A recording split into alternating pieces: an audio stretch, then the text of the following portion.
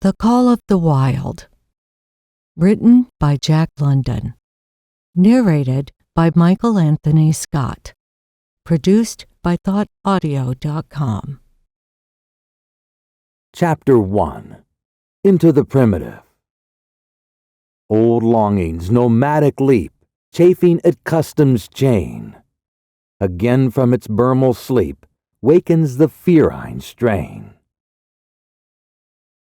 Buck did not read the newspapers, or he would have known that trouble was brewing, not alone for himself, but for every tidewater dog, strong of muscle and with warm, long hair, from Puget Sound to San Diego.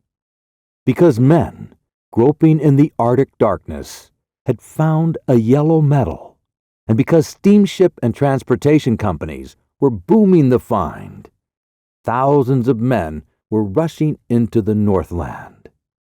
These men wanted dogs, and the dogs they wanted were heavy dogs, with strong muscles by which to toil, and furry coats to protect them from the frost. Buck lived at a big house in the sun-kissed Santa Clara Valley. Judge Miller's place it was called.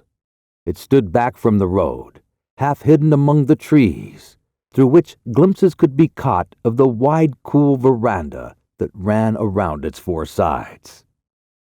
The house was approached by gravel driveways which wound about through wide-spreading lawns and under the interlacing boughs of tall poplars. At the rear, things were on even a more spacious scale than at the front. There were great stables, where a dozen grooms and boys held forth, rows of vine-clad servants' cottages, an endless and orderly array of outhouses, long great arbors, green pastures, orchards, and berry patches. Then there was the pumping plant for the artesian well, and the big cement tank where Judge Miller's boys took their morning plunge and kept cool in the hot afternoon. And over this great domain Buck ruled. Here he was born, and here he had lived the 4 years of his life. It was true, there were other dogs. There could not but be other dogs on so vast a place, but they did not count. They came and went, resided in the populous kennels, or lived obscurely in the recesses of the house after the fashion of Tots, the Japanese pug, or Isabel, the Mexican hairless.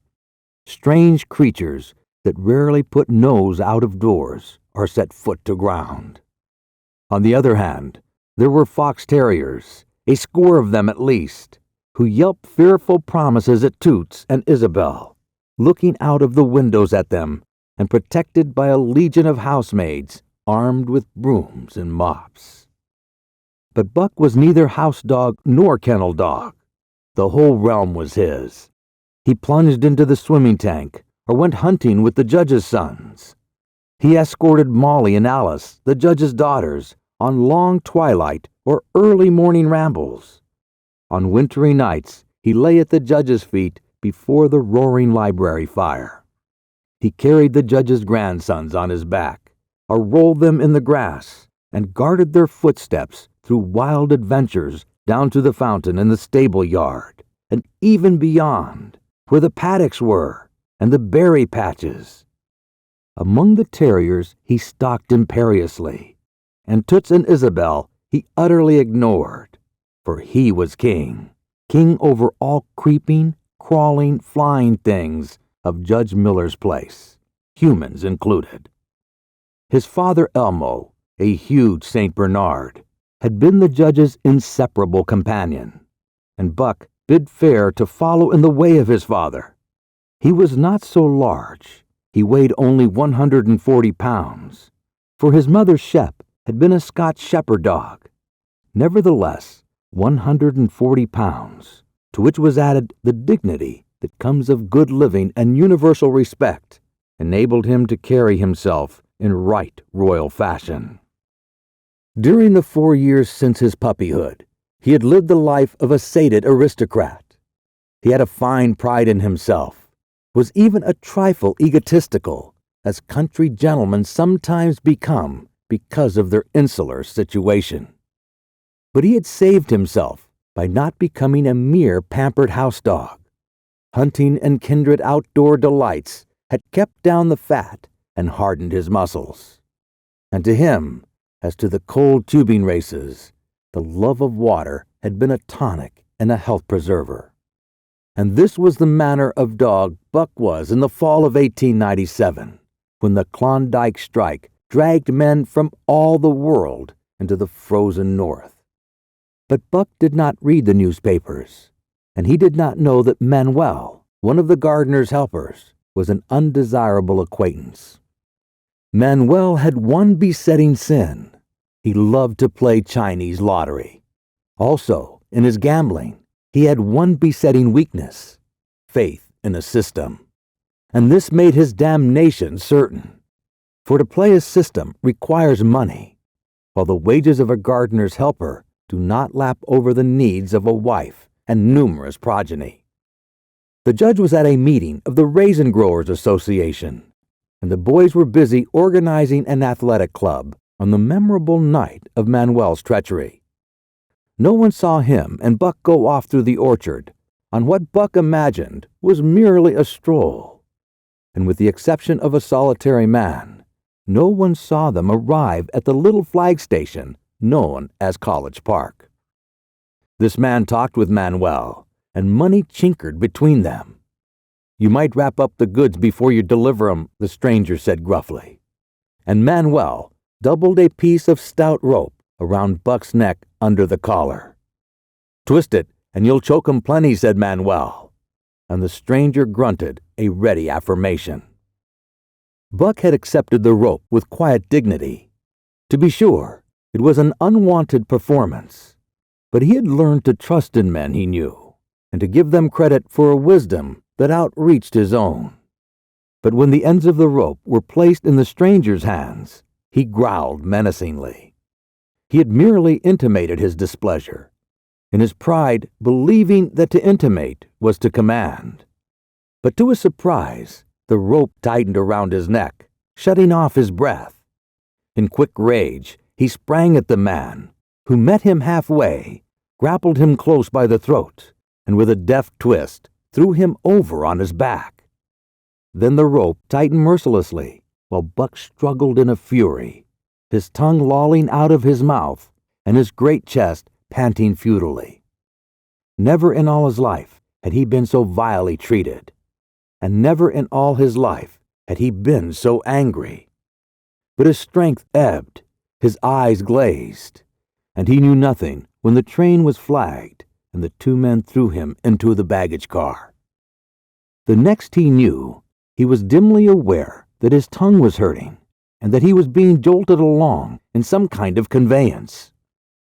The hoarse shriek of a locomotive whistling a crossing told him where he was. He had traveled too often with the judge not to know the sensation of riding in a baggage car. He opened his eyes, and into them came the unbridled anger of a kidnapped king. The man sprang for his throat, but Buck was too quick for him. His jaws closed on the hand, nor did they relax until his senses were choked out of him once more.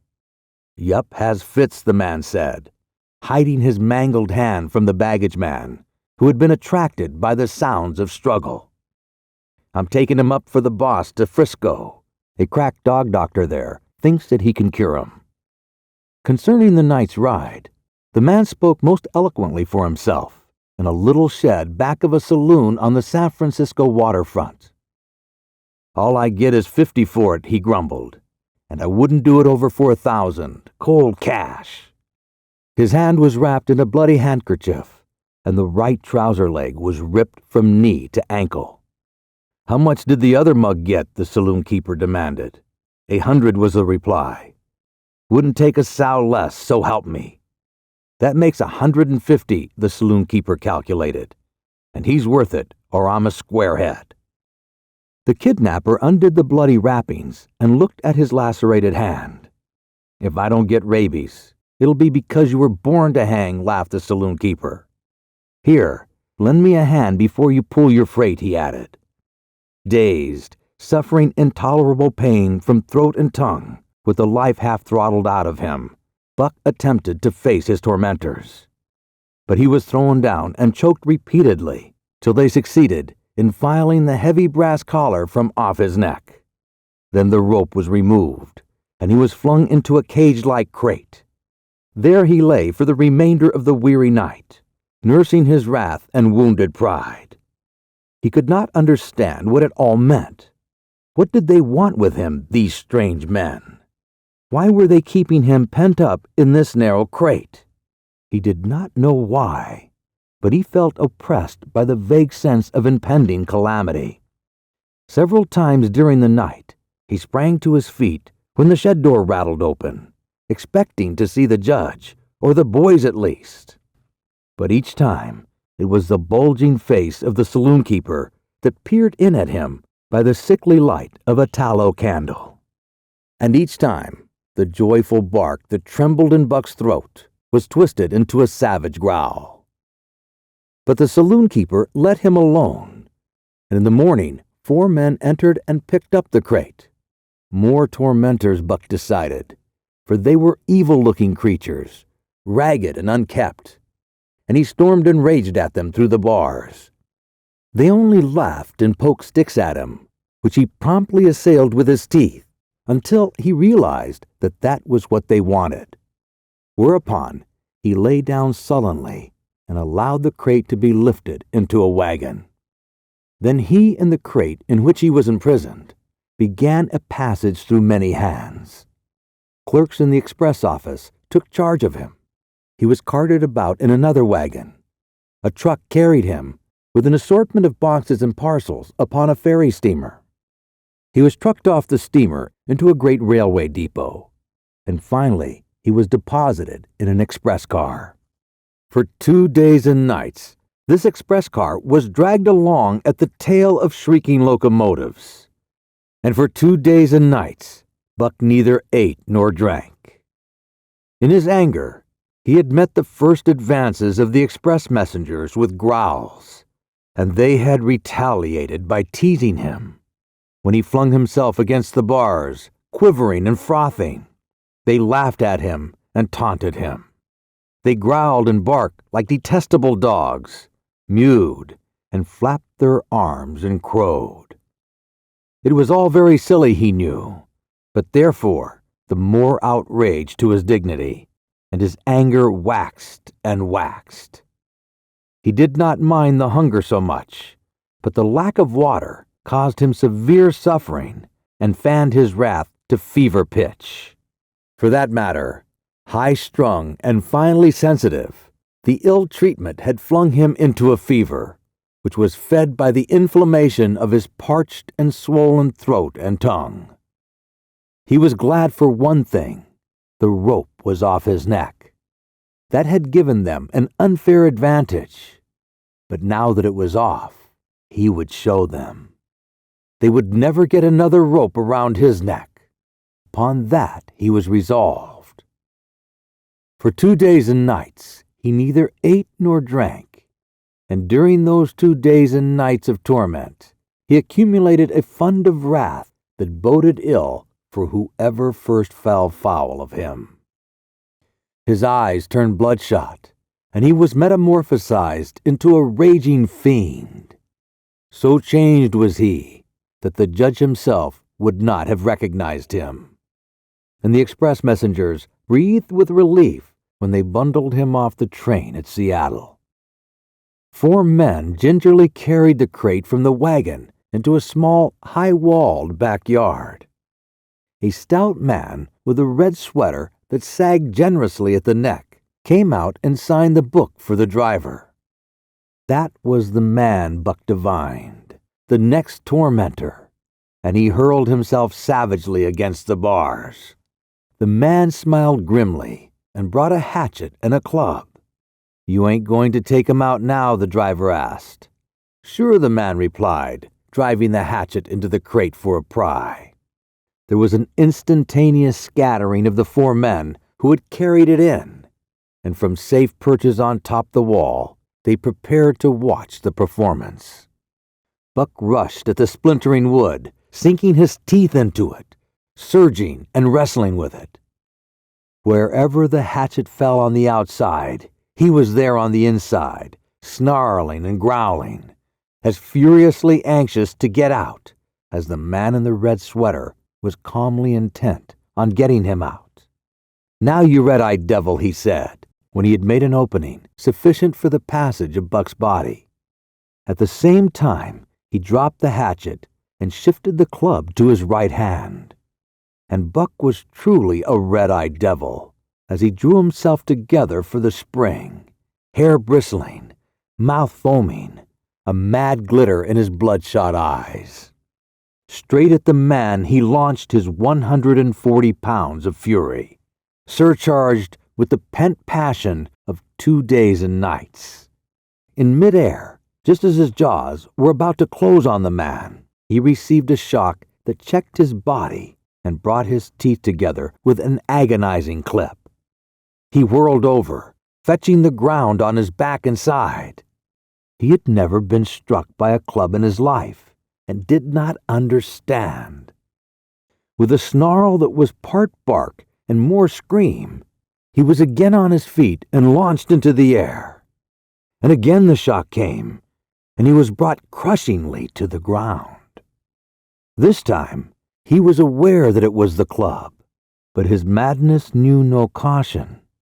A dozen times he charged, and as often the club broke the charge and smashed him down. After a particularly fierce blow, he crawled to his feet, too dazed to rush. He staggered limply about, the blood flowing from nose and mouth and ears. His beautiful coat sprayed and flecked with bloody slaver. Then the man advanced and deliberately dealt him a frightful blow on the nose. All the pain he had endured was as nothing compared with the exquisite agony of this. With a roar that was almost lion-like in ferocity, he again hurled himself at the man. But the man, shifting the club from right to left, coolly caught him by the underjaw, at the same time retching downward and backward. Buck described a complete circle in the air and half of another, then crashed to the ground on his head and chest. For the last time he rushed. The man struck the shrewd blow he had purposely withheld for so long, and Buck crumpled up and went down, knocked utterly senseless. "He's no slouch at dog breaking, that's what I say," one of the men on the wall cried enthusiastically.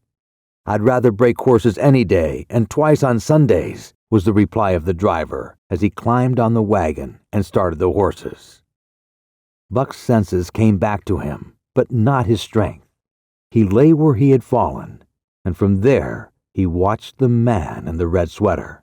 "Answers to the name of Buck," the man soliloquized, quoting from the saloon-keeper's letter, which had announced the consignment of the crate and contents.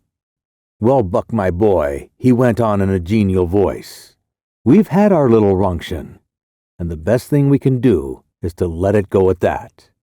You've learned your place, and I know mine. Be a good dog, and all will go well, and the goose will hang high. Be a bad dog, and I'll whale the stuffing out of you. Understand?" As he spoke, he fearlessly patted the head he had so mercilessly pounded, and though Buck's hair involuntarily bristled at the touch of the hand, he endured it without protest. When the man brought him water, he drank eagerly, and later bolted a generous meal of raw meat, chunk by chunk, from the man's hand.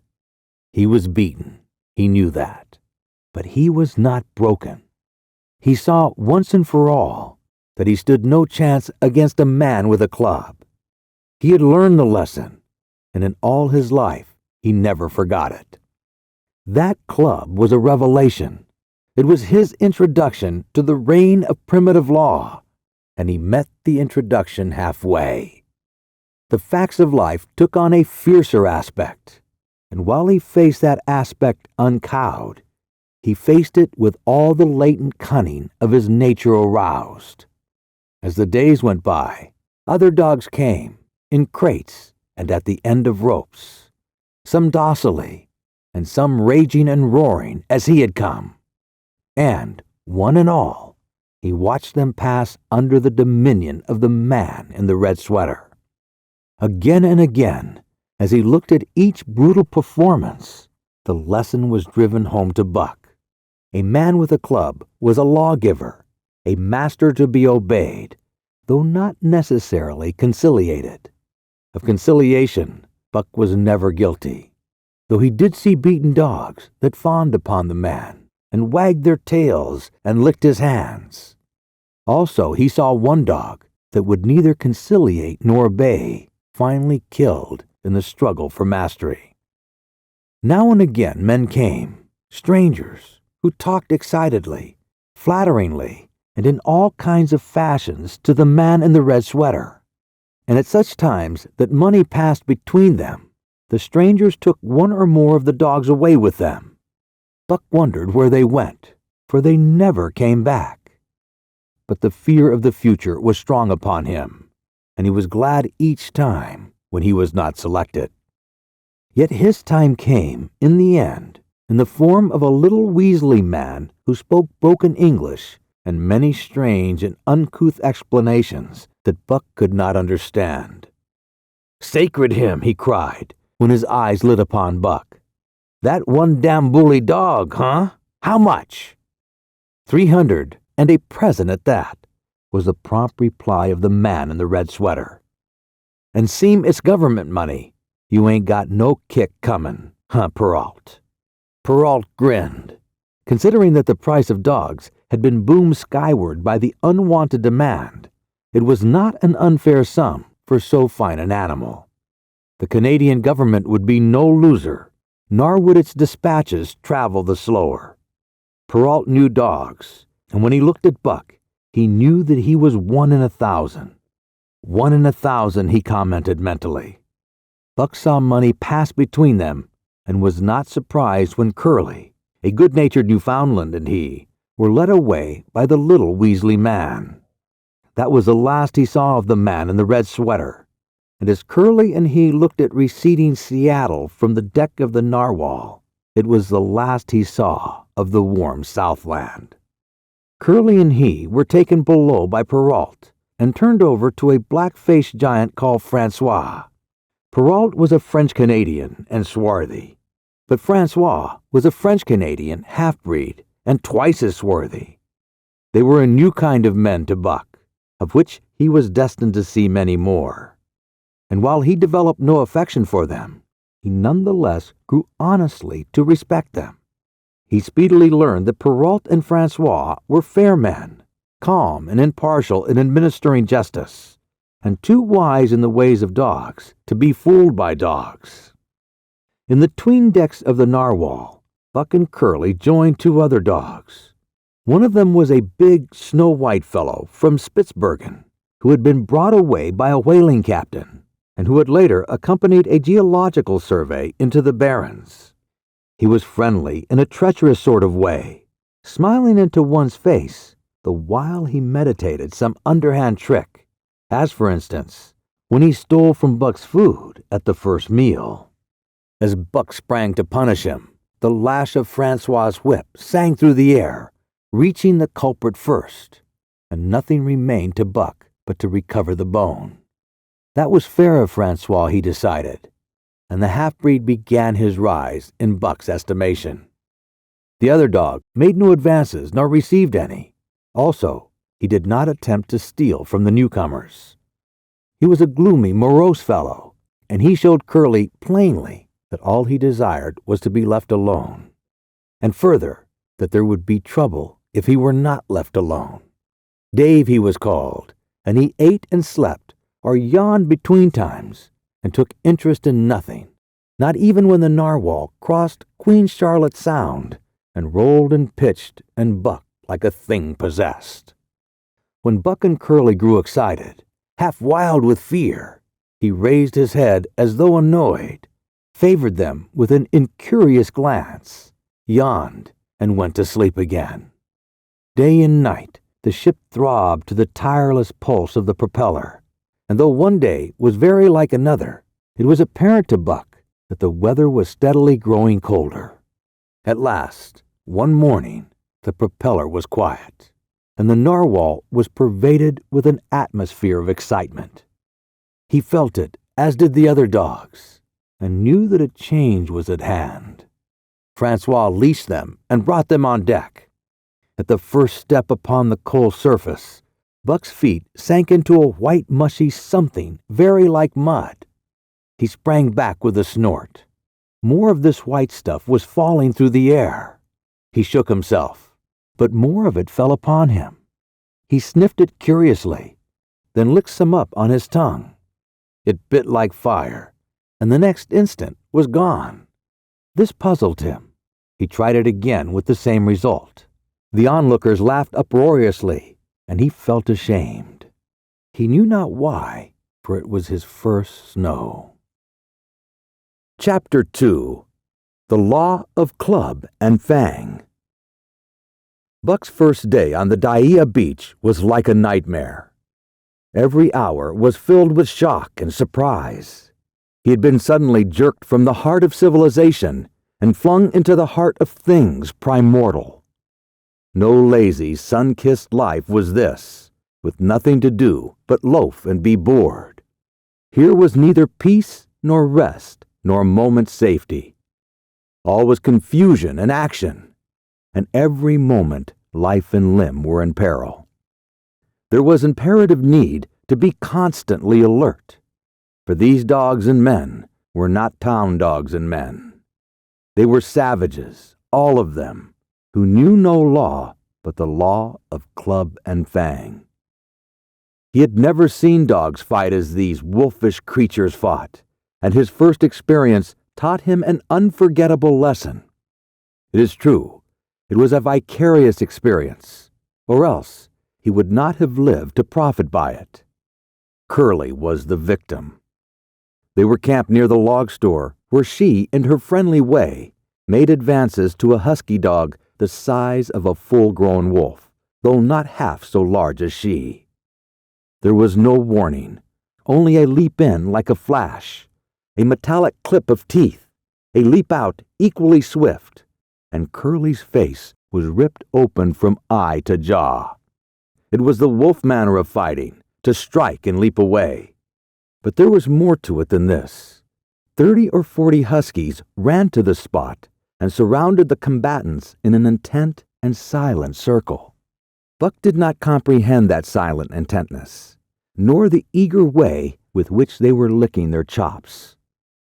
Curly rushed her antagonist, who struck again and leaped aside.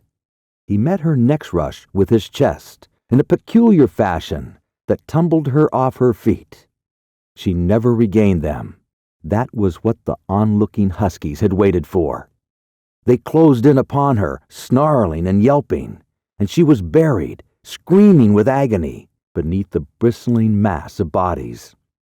So sudden was it, and so unexpected, that Buck was taken aback. He saw Spitz run out his scarlet tongue in a way he had of laughing, and he saw Francois swinging an axe, springing into the mess of dogs. 3 men with clubs were helping him to scatter them. It did not take long. 2 minutes from the time Curly went down, the last of her assailants were clubbed off. But she lay there, limp and lifeless in the bloody, trampled snow, almost literally torn to pieces, the swart half-breed standing over her and cursing horribly. The scene often came back to Buck to trouble him in his sleep. So that was the way. No fair play. Once down, that was the end of you. Well, he would see to it that he never went down. Spitz ran out his tongue and laughed again, and from that moment Buck hated him with a bitter and deathless hatred. Before he had recovered from the shock caused by the tragic passing of Curly, he received another shock. Francois fastened upon him an arrangement of straps and buckles. It was a harness such as he had seen the grooms put on the horses at home, and as he had seen horses work, so he was set to work, hauling Francois on a sled to the forest that fringed the valley, and returning with a load of firewood. Though his dignity was sorely hurt by thus being made a draught animal, he was too wise to rebel. he buckled down with a will and did his best, though it was all new and strange. Francois was stern, demanding instant obedience, and by the virtue of his whip, receiving instant obedience. While Dave, who was an experienced wheeler, nipped Buck's hindquarters whenever he was in error. Spitz was the leader, likewise experienced, and while he could not always get at Buck, he growled sharp reproof now and then, or cunningly threw his weight in the traces to jerk Buck into the way he should go. Buck learned easily, and under the combined tuition of his two mates and Francois, made remarkable progress. Before they returned to camp, he knew enough to stop at hoe, to go ahead at mush, to swing wide on the bends, and to keep clear of the wheeler when the loaded sled shot downhill at their heels. "These here are good dogs," Francois told Perrault. "That Buck, he pulls like hell. I'll teach him quick as anything." By afternoon, Perrault, who was in a hurry to be on the trail with his dispatches, returned with two more dogs. Billy and Joe, he called them, two brothers and true huskies both. Sons of the one mother though they were as different as day and night. Billy's one fault was his excessive good nature, while Joe was the very opposite, sour and introspective, with a perpetual snarl and a malignant eye. Buck received them in comradely fashion. Dave ignored them, while Spitz proceeded to thrash first one and then the other. Billy wagged his tail appeasingly, turned to run when he saw that appeasement was of no avail, and cried, still appeasingly, when Spitz's sharp teeth scored his flank. But no matter how Spitz circled, Joe whirled around on his heels to face him, mane bristling, ears laid back, lips withering and snarling, jaws clipping together as fast as he could snap, and eyes diabolically gleaming, the incarnation of belligerent fear. So terrible was his appearance that Spitz was forced to forego disciplining him. But to cover his own discomfiture, he turned upon the inoffensive and wailing Billy and drove him to the confines of the camp. By evening, Perrault secured another dog, an old husky, long and lean and gaunt, with a battle-scarred face and a single eye which flashed a warning of prowess that commanded respect. He was called Solex, which means the angry one. Like Dave, he asked nothing, gave nothing, expected nothing. And when he marched slowly and deliberately into their midst, even Spitz left him alone. He had one peculiarity which Buck was unlucky enough to discover. He did not like to be approached on his blind side. Of this offense, Buck was unwittingly guilty, and the first knowledge he had of his indiscretion was when Solex whirled upon him and slashed his shoulder to the bone for 3 inches up and down. Forever after, Buck avoided his blind side, and to the last of their comradeship had no more trouble. His only apparent ambition, like Dave's, was to be left alone. Though, as Buck was afterward to learn, each of them possessed one other and even more vital ambition. That night, Buck faced the great problem of sleeping. The tent, illumined by a candle, glowed warmly in the midst of the white plain, and when he, as a matter of course, entered it, both Perrault and Francois bombarded him with curses and cooking utensils, till he recovered from his consternation and fled ignominiously into the outer cold. A chill wind was blowing that nipped him sharply and bit with a special venom into his wounded shoulder. He lay down on the snow and attempted to sleep, but the frost soon drove him shivering to his feet. Miserable and disconsolate, he wandered about among the many tents, only to find that one place was as cold as another. Here and there savage dogs rushed upon him, but he bristled his neck hair and snarled, for he was learning fast, and they let him go his way unmolested. Finally an idea came to him. He would return and see how his own teammates were making out. To his astonishment, they had disappeared. Again, he wandered about through the great camp, looking for them, and again he returned. Were they in the tent, No, that could not be, else he would not have been driven out. Then where could they possibly be? With drooping tail and shivering body, very forlorn indeed, he aimlessly circled the tent. Suddenly, the snow gave way beneath his forelegs and he sank down. Something wriggled under his feet. He sprang back, bristling and snarling, fearful of the unseen and unknown. But a friendly little yelp reassured him, and he went back to investigate. A whiff of warm air ascended to his nostrils, and there, curled up under the snow in a snug ball, lay Billy. He whined placatingly, squirmed and wriggled to show his goodwill and intentions, and even ventured, as a bribe for peace, to lick Buck's face with his warm, wet tongue. Another lesson. So that was the way they did it, huh? Buck confidently selected a spot, and with much fuss and wasted effort, proceeded to dig a hole for himself. In a trice, the heat from his body filled the confined space, and he was asleep. The day had been long and arduous, and he slept soundly and comfortably, though he growled and barked and wrestled with bad dreams. Nor did he open his eyes till roused by the noises of the waking camp. At first he did not know where he was. It had snowed during the night, and he was completely buried. The snow walls pressed him on every side, and a great surge of fear swept through him, the fear of the wild thing for the trap. It was a token that he was harking back through his own life to the lives of his forebears. For he was a civilized dog, an unduly civilized dog, and of his own experience knew no trap, and so could not of himself fear it. The muscle of his whole body contracted spasmodically and instinctively. The hair on his neck and shoulders stood on end, and with a ferocious snarl, he bounded straight up into the blinding day, the snow flying about him in a flashing cloud. Before he landed on his feet, he saw the white camp spread out before him, and knew where he was, and remembered all that had passed from the time he went for a stroll with Manuel to the hole he had dug for himself the night before.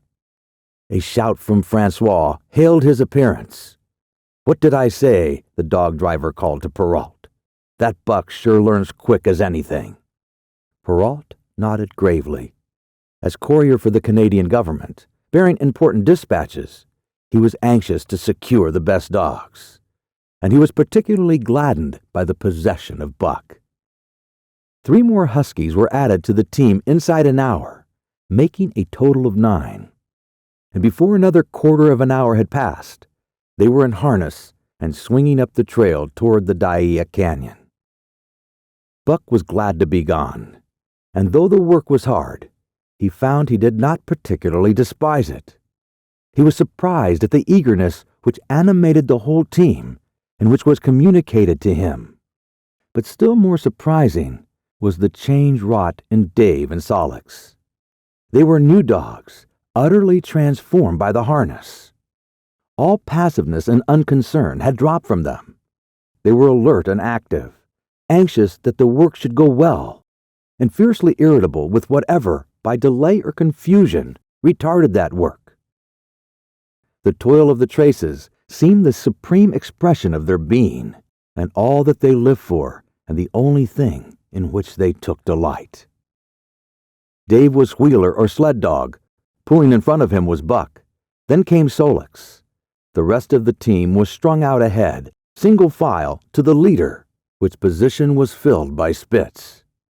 Buck had been purposely placed between Dave and Solix so that he might receive instruction. Apt scholar that he was, they were equally apt teachers, never allowing him to linger long in error, and enforcing their teaching with their sharp teeth. Dave was fair and very wise. He never nipped Buck without cause, and he never failed to nip him when he stood in need of it. As Francois's whip backed him up, Buck found it to be cheaper to mend his ways than to retaliate. Once during a brief halt, when he got tangled in the traces and delayed the start, both Dave and Solix flew at him and administered a sound trouncing. The resulting tangle was even worse, but Buck took good care to keep the traces clear thereafter, and before the day was done, so well had he mastered his work, his mates about ceased nagging him. Francois's whip snapped less frequently, and Perrault even honored Buck by lifting up his feet and carefully examining them. It was a hard day's run, up the canyon, through the sheep camp, past the scales and the timberline, across glaciers and snowdrifts hundreds of feet deep, and over the great Chilkoot Divide, which stands between the salt water and the fresh, and guards forbiddingly the sad and lonely north.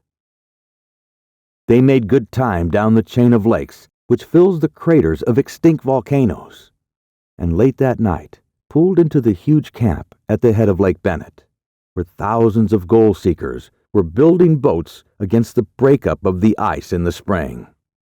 Buck made his hole in the snow and slept the sleep of the exhausted just, but all too early was routed out in the cold darkness and harnessed with his mates to the sled. That day they made 40 miles, the trail being packed, but the next day, and for many days to follow, they broke their own trail, worked harder, and made poorer time. As a rule, Perrault traveled ahead of the team, packing the snow with webbed shoes to make it easier for them. Francois guiding the sled at the G-pole, sometimes exchanging places with him, but not often. Perrault was in a hurry, and he prided himself on his knowledge of ice, which knowledge was indispensable. For the fall ice was very thin, and where there was swift water, there was no ice at all. Day after day, for days unending, Buck toiled in the traces. Always they broke camp in the dark, and the first gray of dawn found them hitting the trail with fresh miles reeled off behind them. And always they pitched camp after dark, eating their bit of fish and crawling to sleep into the snow. Buck was ravenous. The pound and a half of sun-dried salmon, which was his ration for each day, seemed to go nowhere. He never had enough and suffered from perpetual hunger pangs. Yet the other dogs, because they weighed less and were born to the life, received a pound only of the fish and managed to keep in good condition. He swiftly lost the fastidiousness which had characterized his old life. A dainty eater, he found that his mates, finishing first, robbed him of his unfinished ration. There was no defending it. While he was fighting off 2 or 3, it was disappearing down the throats of the others. To remedy this, he ate as fast as they, and so greatly did hunger compel him, he was not above taking what did not belong to him.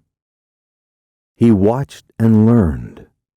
When he saw Pike, one of the new dogs, a cleverer malingerer and thief, slyly steal a piece of bacon when Perrault's back was turned, he duplicated the performance the following day, getting away with the whole chunk.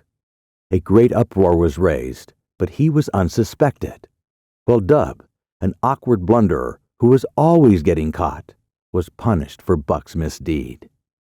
This first theft marked Buck as fit to survive in the hostile Northland environment.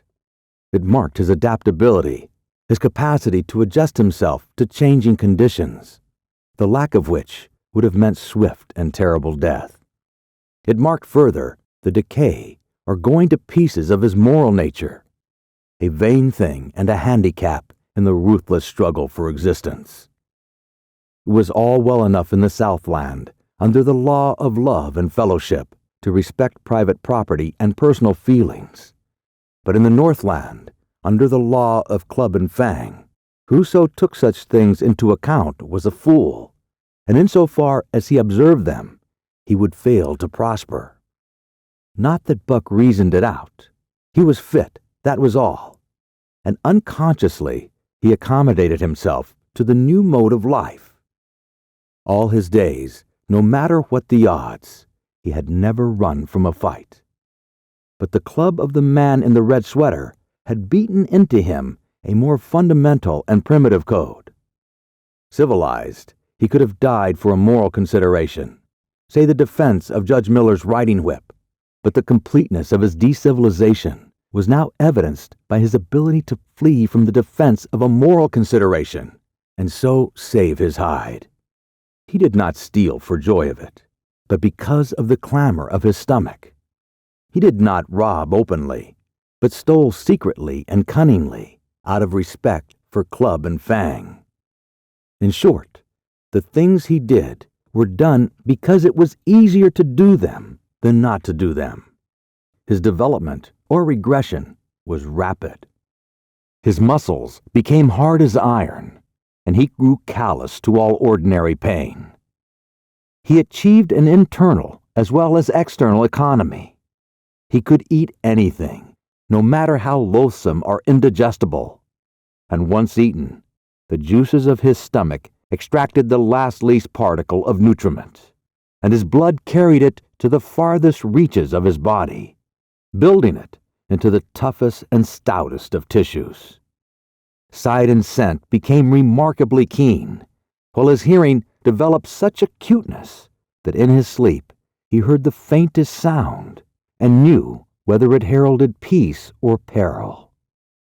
He learned to bite the ice out with his teeth when it collected between his toes, and when he was thirsty and there was a thick scum of ice over the water hole, he would break it by rearing and striking it with stiff forelegs.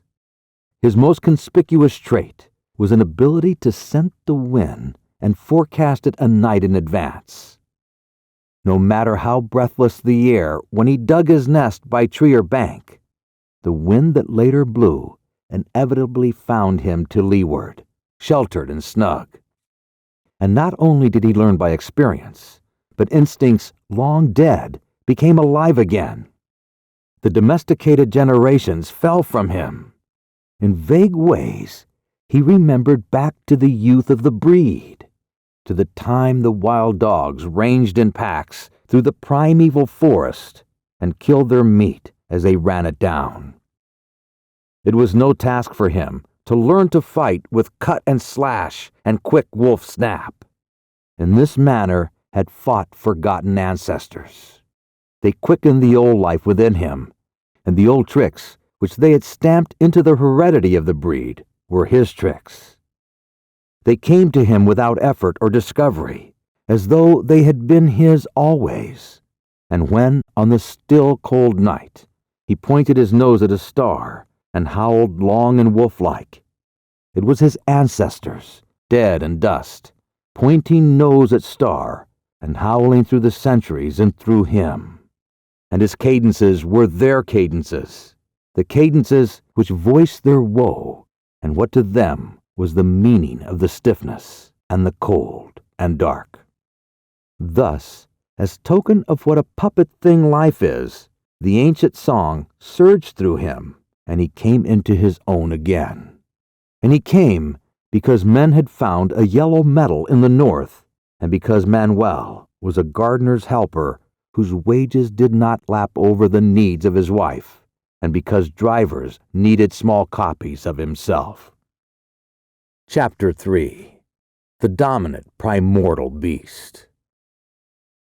The dominant primordial beast was strong in buck, and under the fierce conditions of trail life, it grew and grew. It was a secret growth. His newborn cunning gave him poise and control. He was too busy adjusting himself to the new life to feel at ease, and not only did he not pick fights, but he avoided them whenever possible. A certain deliberateness characterized his attitude.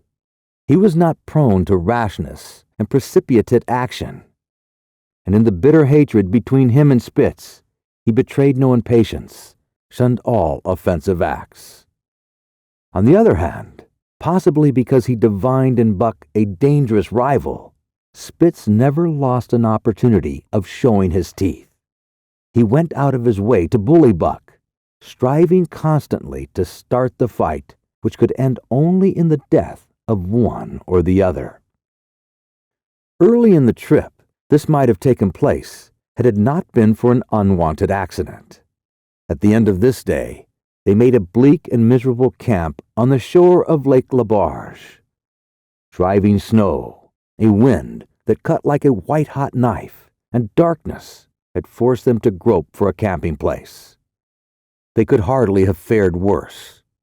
At their backs rose a perpendicular wall of rock, and Perrault and Francois were compelled to make their fire and spread their sleeping robes on the ice of the lake itself. The tent they had discarded at Daia in order to travel light. A few sticks of driftwood furnished them with a fire that thawed down through the ice and left them to eat supper in the dark. Close in, under the sheltering rock, Buck made his rest. So snug and warm it was that he was loath to leave it when Francois distributed the fish which he had first thawed over the fire. But when Buck finished his ration and returned, he found his nest occupied. A warning snarl told him that the trespasser was Spitz. Till now, Buck had avoided trouble with his enemy, but this was too much. The beast in him roared. He sprang upon Spitz with a fury which surprised them both, and Spitz particularly, for his whole experience with Buck had gone to teach him that his rival was an unusually timid dog who managed to hold his own only because of his great weight and size. Francois was surprised too when they shot out in a tangle from the disrupted nest, and he divined the cause of the trouble. "Ah," he cried to Buck, "give it to him, by gosh! Give it to him, the dirty thief!" Spitz was equally willing. He was crying with sheer rage and eagerness as he circled back and forth for a chance to spring in. Buck was no less eager and no less cautious, as he likewise circled back and forth for the advantage. But it was then that the unexpected happened. The thing which projected their struggle for supremacy far into the future, past many a weary mile of trail and toil. An oath from Perrault, the resounding impact of a club upon a bony frame, and a shrill yelp of pain heralded the breaking forth of pandemonium. The camp was suddenly discovered to be alive with skulking furry forms, starving huskies, 4 or 5 of them, who had scented the camp from some Indian village. They had crept in while Buck and Spitz were fighting, and when the 2 men sprang among them with stout clubs, they showed their teeth and fought back. They were crazed by the smell of the food. Perrault found one with head buried in the grub box. His club landed heavily on the gaunt ribs, and the grub box was capsized on the ground. On the instant, a score of the famished brutes were scrambling for the bread and bacon. The clubs fell upon them unheeded. They yelped and howled under the rain of blows, but struggled none the less madly till the last crumb had been devoured. In the meantime, the astonished team dogs had burst out of their nest, only to be set upon by the fierce invaders. Never had Buck seen such dogs. It seemed as though their bones would burst through their skins. They were mere skeletons, draped loosely in draggled hides, with blazing eyes and slavered fangs. But the hungry madness made them terrifying, irresistible. There was no opposing them. The team dogs were swept back against the cliff at the first onset. Buck was beset by 3 huskies, and in a thrice his head and shoulders were ripped and slashed. The din was frightful. Billy was crying as usual. Dave and Solix, dripping blood from a score of wounds, were fighting bravely side by side. Joe was snapping like a demon. Once, his teeth closed on the foreleg of a husky, and he crunched down through the bone. Pike, the malingerer, leaped upon the crippled animal, breaking its neck with a quick flash of teeth and a jerk. Buck got a frothing adversary by the throat and was sprayed with blood when his teeth sank through the jugular. The warm taste of it in his mouth goaded him to greater fierceness. He flung himself upon another, and at the same time felt teeth sink into his own throat. It was Spitz, treacherously attacking from the side. Perrault and Francois, having cleaned out their part of the camp, hurried to save their sled dogs. The wild wave of famished beast rolled back before them, and Buck shook himself free. But it was only for a moment. The 2 men were compelled to run back to save the grub, upon which the Huskies returned to the attack on the team. Billy, terrified into bravery, sprang through the savage circle and fled away over the ice. Pike and Dub followed on his heels, with the rest of the team behind. As Buck drew himself together to spring after them, out of the tail of his eye, he saw Spitz rush upon him with the evident intention of overthrowing him. Once off his feet and under the mass of Huskies, there was no hope for him. But he braced himself to the shock of Spitz's charge, then joined the flight out of the lake. Later, the 9 team dogs gathered together and sought shelter in the forest. Though unpursued, they were in a sorry plight. There was not one who was not wounded in 4 or 5 places, while some were wounded grievously. Dub was badly injured in a hind leg. Dolly, the last husky added to the team at Daia, had a badly torn throat. Joe had lost an eye, while Billy, the good-natured, with an ear chewed and rent to ribbons, cried and whimpered throughout the night. At daybreak, they limped warily back to camp, to find the marauders gone and the 2 men in bad tempers. Fully half their grub supply was gone. The Huskies had chewed through the sled lashings and canvas coverings. In fact, nothing, no matter how remotely edible, had escaped them. They had eaten a pair of Perrault's moose-hide moccasins, chunks out of the leather traces, and even 2 feet of lash from the end of Francois's whip. He broke from a mournful contemplation of it to look over his wounded dogs. "Ah, my friends," he said softly, "maybe those bites are making you a mad dog. What do you think?" The courier shook his head dubiously. With 400 miles of trail still between him and Dawson, he could ill afford to have madness break out among his dogs. 2 hours of cursing and exertion got the harness into shape, and the wound-stiffened team was underway, struggling painfully over the hardest part of the trail they had yet encountered, and for that matter, the hardest between them and Dawson. The 30-mile river was wide open. Its wild water defied the frost, and it was in the eddies only, and in the quiet places, that the ice held it all. 6 days of exhausting toil were required to cover those 30 terrible miles. And terrible they were, for every foot of them was accomplished at the risk of life to dog and man. A dozen times, Perrault, nosing the way, broke through the ice bridges, being saved by the long pole he carried, which he so held that it fell each time across the hole made by his body. But a cold snap was on, the thermometer registering 50 below zero, and each time he broke through, he was compelled for very life to build a fire and dry his garments. Nothing daunted him. It was because nothing daunted him that he had been chosen for government courier. He took all manner of risks, resolutely, thrusting his little weaseled face into the frost and struggling on from dim dawn to dark. He skirted the frowning shores on rim ice that bent and crackled underfoot, and upon which they had dared not halt. Once the sled broke through with Dave and Buck, and they were half frozen and all but drowned by the time they were dragged out. The usual fire was necessary to save them. They were coated solidly with ice, and the 2 men kept them on the run around the fire, sweating and thawing, so close that they were singed by the flames.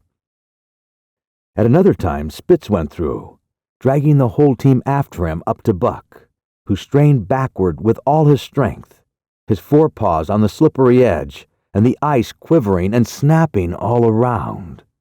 But behind him was Dave, likewise straining backward, and behind the sled was Francois, pulling till his tendons cracked.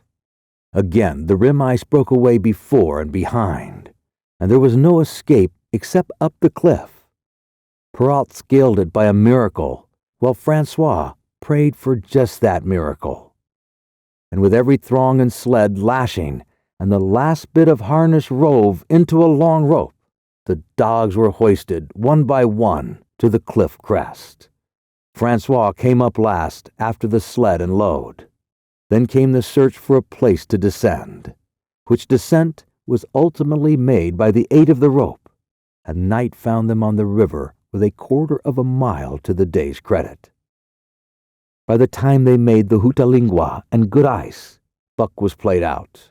The rest of the dogs were in like condition, but Perrault, to make up lost time, pushed them late and early. The first day, they covered 35 miles to the Big Salmon. The next day, 35 more to the Little Salmon. The third day, 40 miles, which brought them well up toward the Five Fingers. Buck's feet were not so compact and hard as the feet of the huskies. He had softened during the many generations since the day his last wild ancestor was tamed by a cave-dweller or riverman. All day long he limped in agony, and camp once made, lay down like a dead dog. Hungry as he would not move to receive his ration of fish, which Francois had to bring to him. Also, the dog driver rubbed Buck's feet for half an hour each night after supper, and sacrificed the tops of his own moccasins to make 4 moccasins for Buck. This was a great relief, and Buck caused even the wheezied face of Perrault to twist itself into a grin one morning. When Francois forgot the moccasins and Buck lay on his back, his 4 feet waving appealingly in the air, and refused to budge without them. Later, his feet grew hard to the trail, and the worn-out footgear was thrown away. At the Pelly one morning, as they were harnessing up, Dolly, who had never been conspicuous for anything, went suddenly mad. She announced her condition by a long, heartbreaking wolf howl that sent every dog bristling with fear, then sprang straight for Buck. He had never seen a dog go mad, nor did he have any reason to fear madness. Yet he knew that here was horror, and fled away from it in a panic. Straight away he raced, with Dolly, panting and frothing, 1 leap behind. Nor could she gain on him, so great was his terror. Nor could he leave her, so great was her madness. He plunged through the wooded breast of the island, flew down to the lower end, crossed a back channel filled with rough ice to another island, gained a third island, curved back to the main river, and in desperation started to cross it. And all the time, though he did not look, he could hear her snarling just 1 leap behind. Francois called to him a quarter of a mile away, and he doubled back, still 1 leap ahead, gasping painfully for air, and putting all his faith in that Francois would help him. The dog driver held the axe posed in his hand, and as Buck shot past him, the axe crashed down upon Mad Dolly's head. Buck staggered over against the sled, exhausted, sobbing for breath, helpless. This was Spit's opportunity. He sprang upon Buck, and twice his teeth sank into his unresisting foe and ripped and tore the flesh to the bone. Then Francois's lash descended, and Buck had the satisfaction of watching Spitz receive the worst whipping as yet administered to any of the teams. That Spitz is one mean devil, remarked Perrault. Some day he is going to kill that Buck.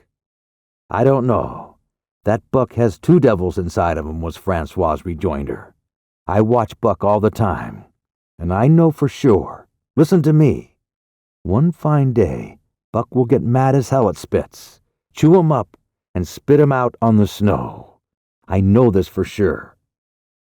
From then on, it was war between them. Spitz, as lead dog and acknowledged master of the team, felt his supremacy threatened by the strange Southland dog.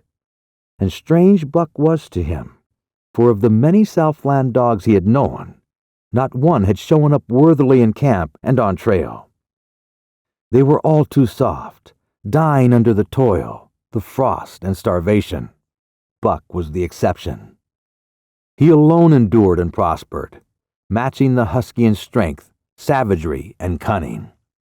Then he was a masterful dog, and what made him dangerous was the fact that the club of the man in the red sweater had knocked all blind pluck and rashness out of his desire for mastery.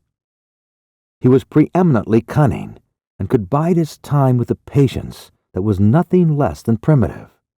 It was inevitable that the class for leadership should come. Buck wanted it. He wanted it because it was his nature, because he had been gripped tight by that nameless, incomprehensible pride of the trail and trace. That pride which holds dogs in the toil to the last gasp, which lures them to die joyfully in the harness, and breaks their hearts if they are cut out of the harness.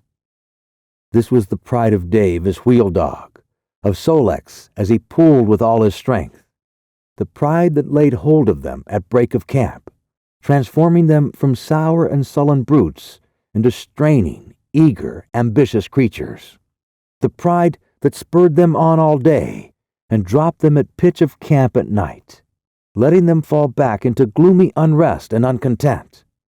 This was the pride that bore up Spitz and made him thrash the sled dogs who blundered and shirked in the traces or hid away at harness-up time in the morning. Likewise, it was this pride that made him fear Buck as a possible lead dog. And this was Buck's pride, too. He openly threatened the other's leadership, and he did it deliberately. One night, there was a heavy snowfall, and in the morning Pike, the malingerer, did not appear. He was securely hidden in his nest under a foot of snow.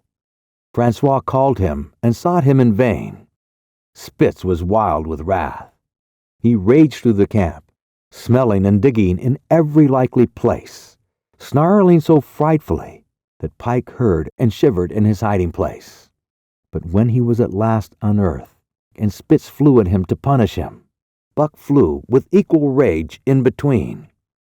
So unexpected was it, and so shrewdly managed, that Spitz was hurled backward and off his feet.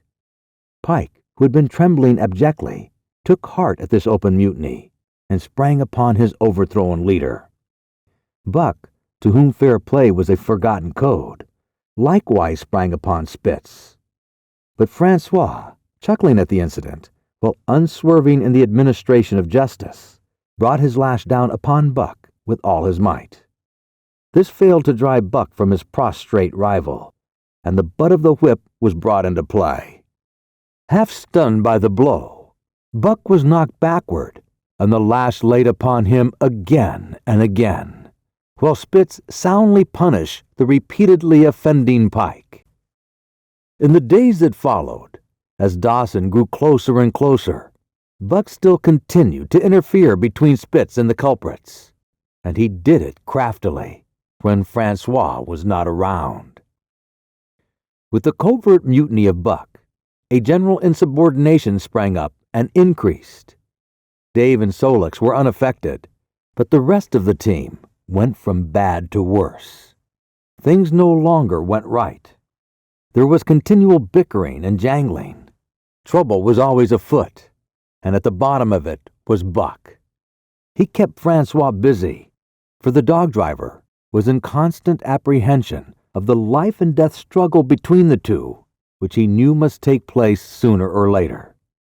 And on more than one night, the sounds of quarreling and strife among the other dogs turned him out of his sleeping robe, fearful that Buck and Spitz were at it. But the opportunity did not present itself, and they pulled into Dawson one dreary afternoon, with the great fight still to come.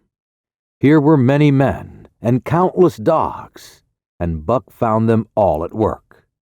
It seemed the ordained order of things that dogs should work. All day they swung up and down the main street in long teams, and in the night their jingling bells still went by. They hauled cabin logs and firewood, freighted up to the mines, and did all manner of work that horses did in the Santa Clara Valley.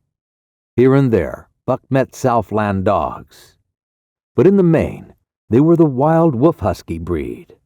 Every night, regularly at 9, at 12, at 3, they lifted a nocturnal sound, a weird and eerie chant, in which it was Buck's delight to join, with the aurora borealis flaming coldly overhead, or the stars leaping in the frost dance, and the land numb and frozen until its pall of snow.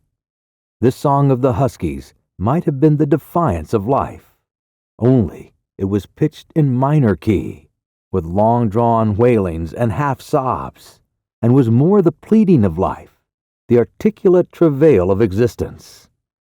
It was an old song, old as the breed itself, one of the first songs of the younger world in a day when songs were sad.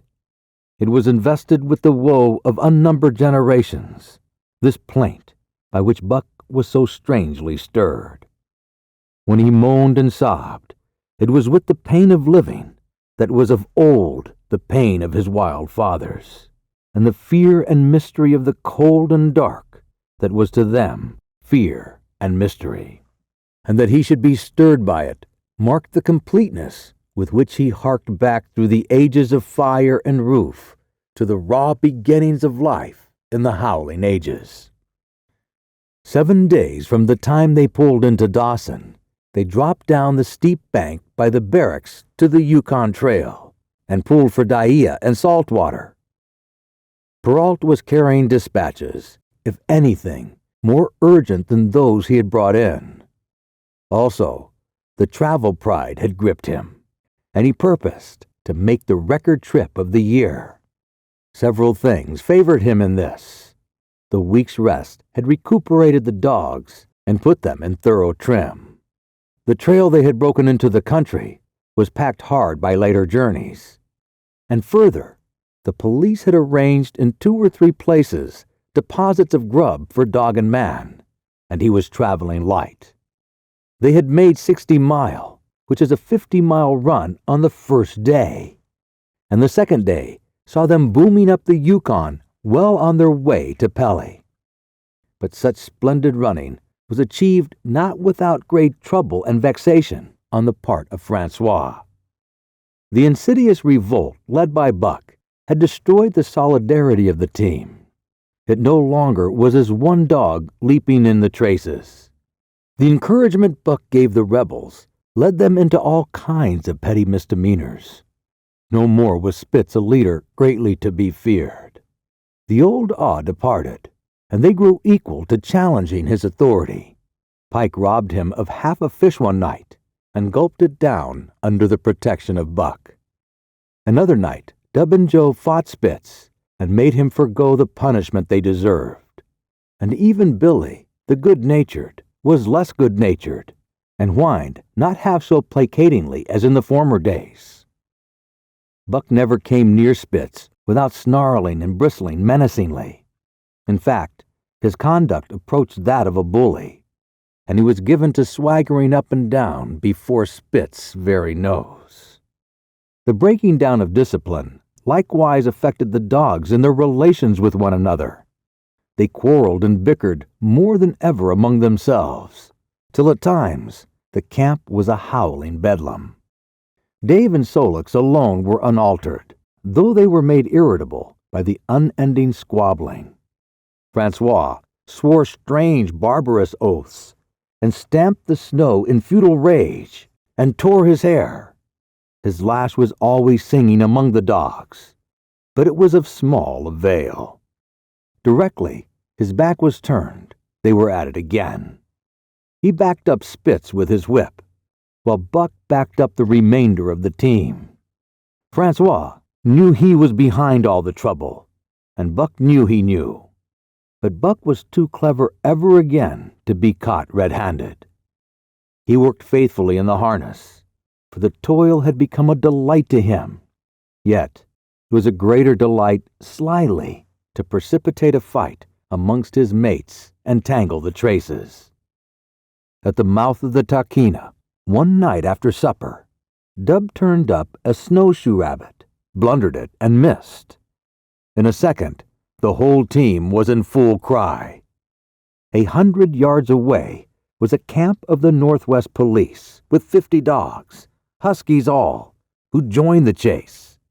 The rabbit sped down the river, turned off into a small creek, up the frozen bed of which it held steadily. It ran lightly on the surface of the snow, while the dogs plowed through by main strength. Buck led the pack, 60 strong, around bend after bend, but he could not gain. He lay down low to the race, whining eagerly, his splendid body flashing forward, leap by leap, in the wan white moonlight. And leap by leap, like some pale frost wraith, the snowshoe rabbit flashed on ahead. All that stirring of old instincts, which at stated periods drives men out from the sounding cities to forest and plain, to kill things by chemically propelled leaden bullets. The bloodlust, the joy to kill, all this was Buck's. Only it was infinitely more intimate.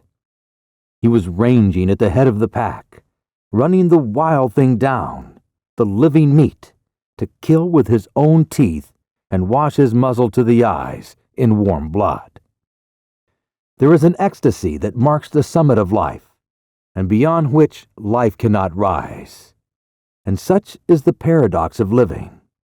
This ecstasy comes when one is most alive, and it comes as a complete forgetfulness that one is alive. This ecstasy, this forgetfulness of living, comes to the artist, caught up and out of himself in a sheet of flame. It comes to the soldier, war-mad on a stricken field and refusing quarter. And it came to Buck, leading the pack, sounding the old wolf cry, straining after the food that was alive and that fled swiftly before him through the moonlight. He was sounding the depths of his nature and of the parts of his nature that were deeper than he, going back into the womb of time. He was mastered by the sheer surging of life, the tidal wave of being, the perfect joy of each separate muscle, joint, and sinew, and that it was everything that was not death, that it was aglow and rampant, expressing itself in movement, flying exultantly under the stars and over the face of dead matter that did not move. But Spitz, cold and calculating, even in his supreme moods, left the pack and cut across a narrow deck of land where the creek made a long bend around, and cut across a narrow neck of land where the creek made a long bend around.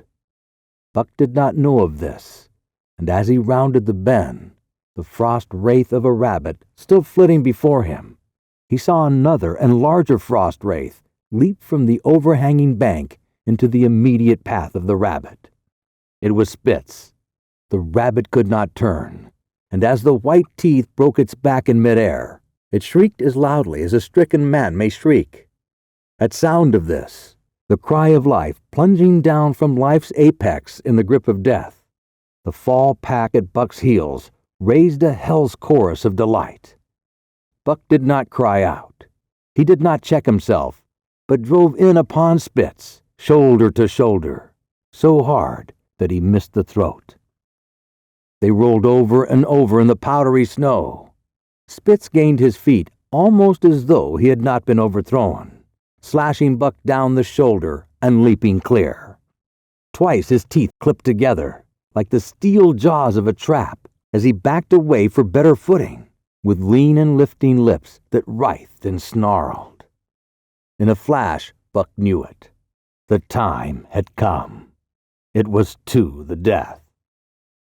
As they circled about, snarling, ears laid back, keenly watching for the advantage, the scene came to Buck with a sense of familiarity. He seemed to remember it all, the white woods and earth and moonlight and the thrill of the battle. Over the whiteness and silence brooded a ghostly calm. There was not the faintest whisper of air. Nothing moved. Not a leaf quivered. The visible breaths of the dogs rising slowly and lingering in the frosty air. They had made short work of the snowshoe rabbit, these dogs that were ill-tamed wolves, and they were now drawn up in an expectant circle. They, too, were silent, their eyes only gleaming and their breaths drifting slowly upward. To Buck, it was nothing new or strange, this scene of old time. It was as though it had always been, the wonted way of things. Spitz was a practiced fighter. From Spitzbergen through the Arctic and across Canada and the Barrens, he had held his own with all manner of dogs, and achieved to mastery over them. Bitter rage was his, but never blind rage. In passion to rend and destroy, he never forgot that his enemy was in like passion to rend and destroy. He never rushed till he was prepared to receive a rush, never attacked till he had first defended that attack. In vain, Buck strove to sink his teeth in the neck of the big white dog. Wherever his fangs struck for the softer flesh, they were countered by the fangs of Spitz. Fang clashed fang, and lips were cut and bleeding, but Buck could not penetrate his enemy's guard. Then he warmed up and enveloped Spitz in a whirlwind of rushes. Time and time again, he tried for the snow-white throat, where life bubbled near to the surface, and each time, and every time, Spitz slashed him and got away. Then Buck took to rushing, as though for the throat, when suddenly drawing back his neck and carving in from the side, he would drive his shoulder at the shoulder of Spitz as a ram by which to overthrow him. But instead, Buck's shoulder was slashed down each time as Spitz leaped lightly away.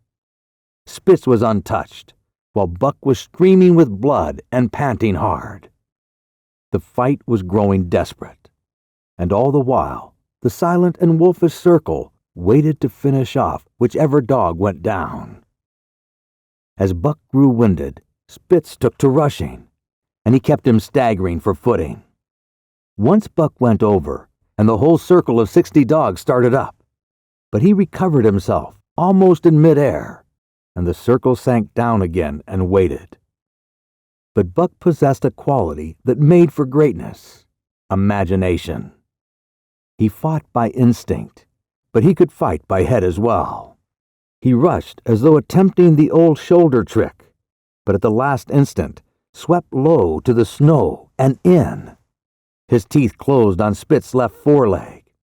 There was a crunch of breaking bone, and the white dog faced him on 3 legs. Thrice he tried to knock him over, then repeated the trick and broke the right foreleg. Despite the pain and helplessness, Spitz struggled madly to keep up. He saw the silent circle with gleaming eyes, lolling tongues, and silvery breasts drifting upward, closing in upon him as he had seen similar circles close in upon beaten antagonists in the past. Only this time, he was the one who was beaten. There was no hope for him. Buck was inexorable. Mercy was a thing reserved for gentle climbs. He maneuvered for the final rush. The circle had tightened till he could feel the breasts of the huskies on his flanks. He could see them, beyond Spitz and to either side, half crouching for the spring, their eyes fixed upon him. A pause seemed to fall. Every animal was motionless, as though turned to stone. Only Spitz quivered and bristled as he staggered back and forth, snarling with horrible menace, as though to frighten off impending death. Then Buck sprang in and out, but while he was in, shoulder had at last squarely met shoulder. The dark circle became a dot on the moon-flooded snow as Spitz disappeared from view. Buck stood and looked on, the successful champion, the dominant primordial beast who had made his kill and found it good. Chapter 4. Who has won to Mastership? See, what did I tell you? I spoke the truth when I said that Buck is 2 devils. This was Francois' speech the next morning when he discovered Spitz missing and Buck covered with wounds. He drew him to the fire and by its light pointed them out. That Spit fights like hell, said Perrault, as he surveyed the gaping rips and cuts. And that Buck fights like 2 hells, was Francois' answer. And now we'll make good time. No more Spitz, no more trouble for sure. While Perrault packed the camp outfit and loaded the sled, the dog driver proceeded to harness the dogs. Buck trotted up to the place Spitz would have occupied as leader, but Francois, not noticing him, brought Solex to the coveted position. In his judgment, Solix was the best lead dog left. Buck sprang upon Solix in a fury, driving him back and standing in his place. "Huh," Francois cried, clapping his thighs gleefully. "Look at that Buck.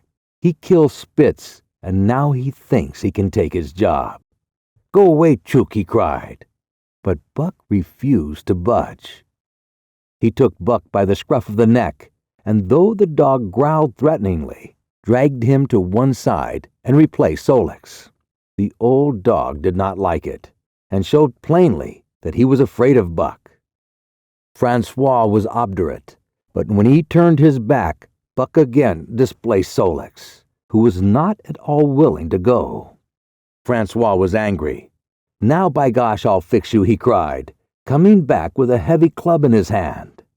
Buck remembered the man in the red sweater and retreated slowly, nor did he attempt to charge in when Solix was once more brought forward. But he circled just beyond the range of the club, snarling with bitterness and rage. And while he circled, he watched the club so as to dodge it if thrown by Francois, for he has become wise in the ways of the clubs. The driver went about his work, and he called to Buck when he was ready to put him in his old place in front of Dave. Buck retreated 2 or 3 steps. Francois followed him up, whereupon he again retreated. After some time of this, Francois threw down the club, thinking that Buck feared a thrashing. But Buck was in open revolt. He wanted not to escape a clubbing, but to have the leadership. It was his by right. He had earned it, and he would not be content with less. Perrault took a hand. Between them, they ran him about for the better part of an hour. They threw clubs at him. He dodged. They cursed him, and his fathers and mothers before him, and all his seed to come after him, down to the remotest generation, and every hair on his body, and drop of blood in his veins. And he answered curse with snarl, and kept out of their reach. He did not try to run away, but retreated around and around the camp, advertising plainly that when his desire was met, he would come in and be good. Francois sat down and scratched his head. Perrault looked at his watch and swore. Time was flying, and they should have been on the trail an hour gone. Francois scratched his head again. He shook it and grinned sheepishly at the courier, who shrugged his shoulders in sign that they were beaten. Then Francois went up to where Solix stood and called to Buck. Buck laughed as dogs laugh, yet kept his distance. Francois unfastened Solix's traces and put him back in his old place. The team stood harnessed to the sled in an unbroken line, ready for the trail. There was no place for Buck save at the front. Once more Francois called, and once more Buck laughed and kept away. "Throw down the club," Perrault commanded.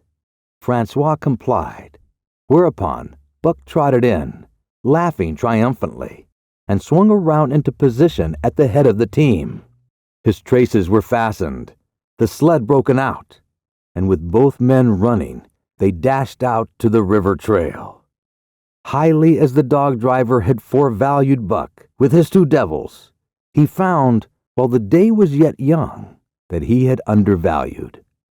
At a bound, Buck took up the duties of leadership, and where judgment was required, and quick thinking and quick acting, he showed himself the superior, even of Spitz, of whom Francois had never seen an equal.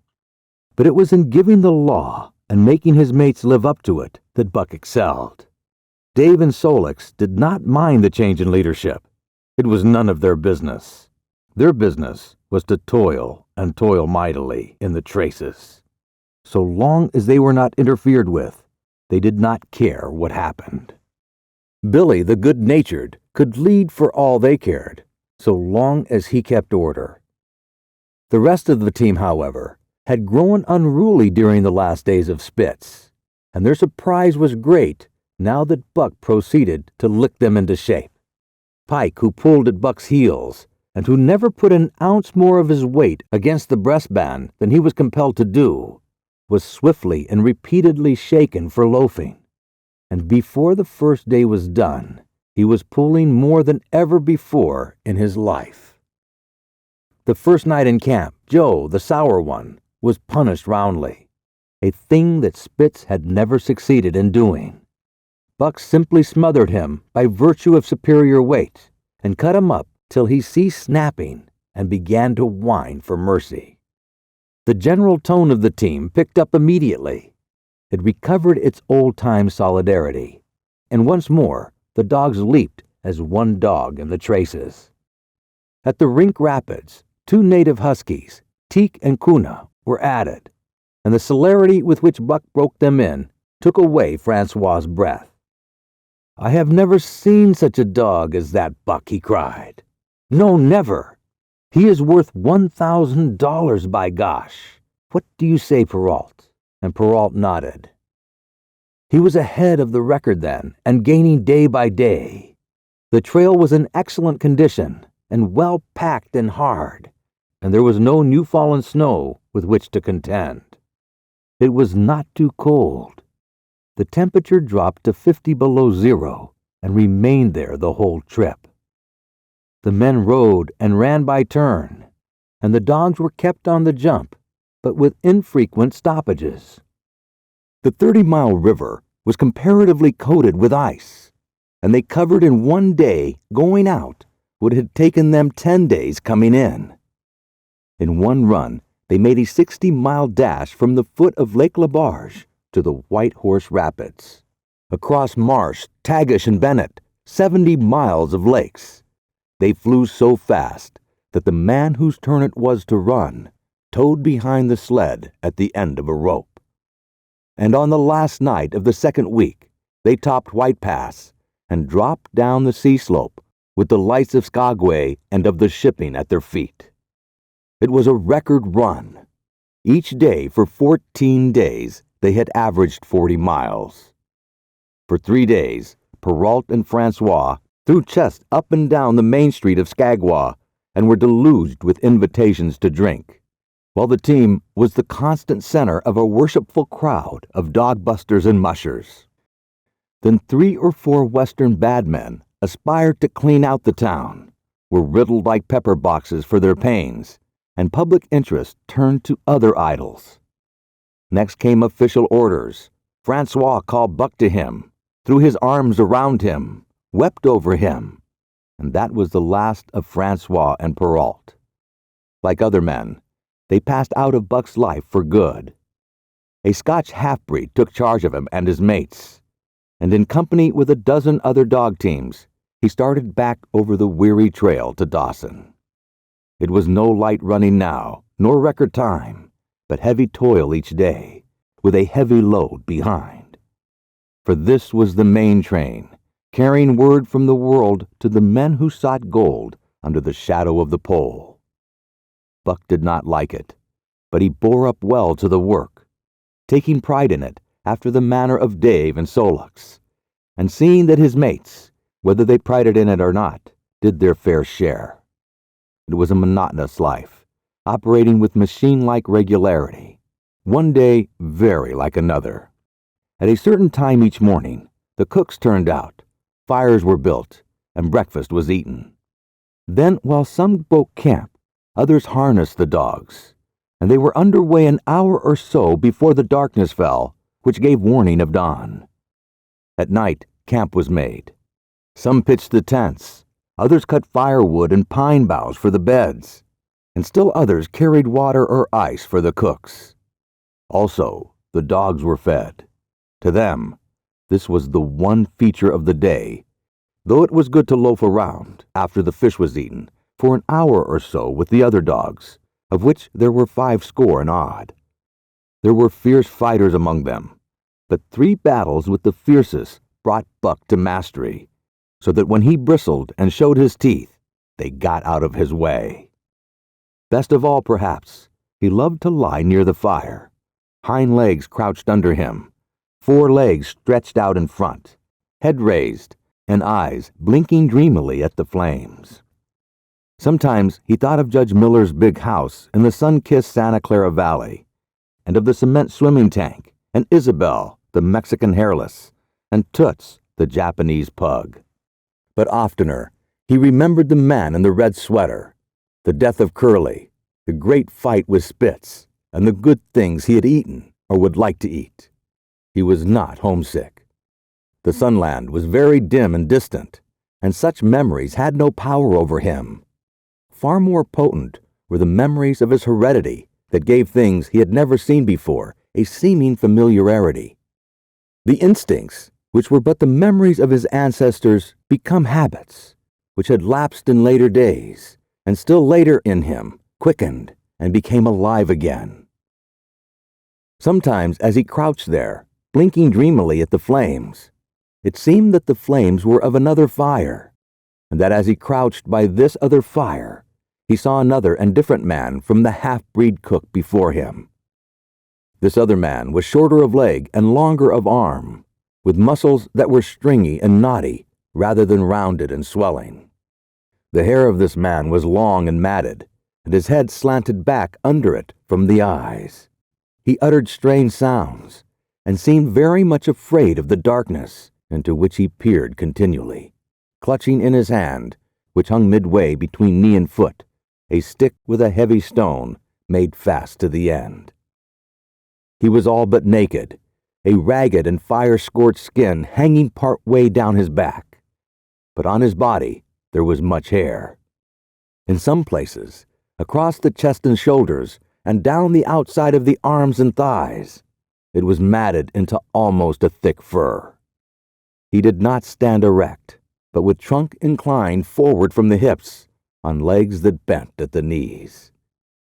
About his body there was a peculiar springiness or resiliency, almost cat-like, and a quick alertness as of one who lived in perpetual fear of things, seen and unseen.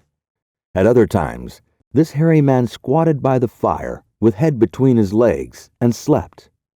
On such occasions, his elbows were on his knees, his hands clasped above his head as though to shed rain by the hairy arms.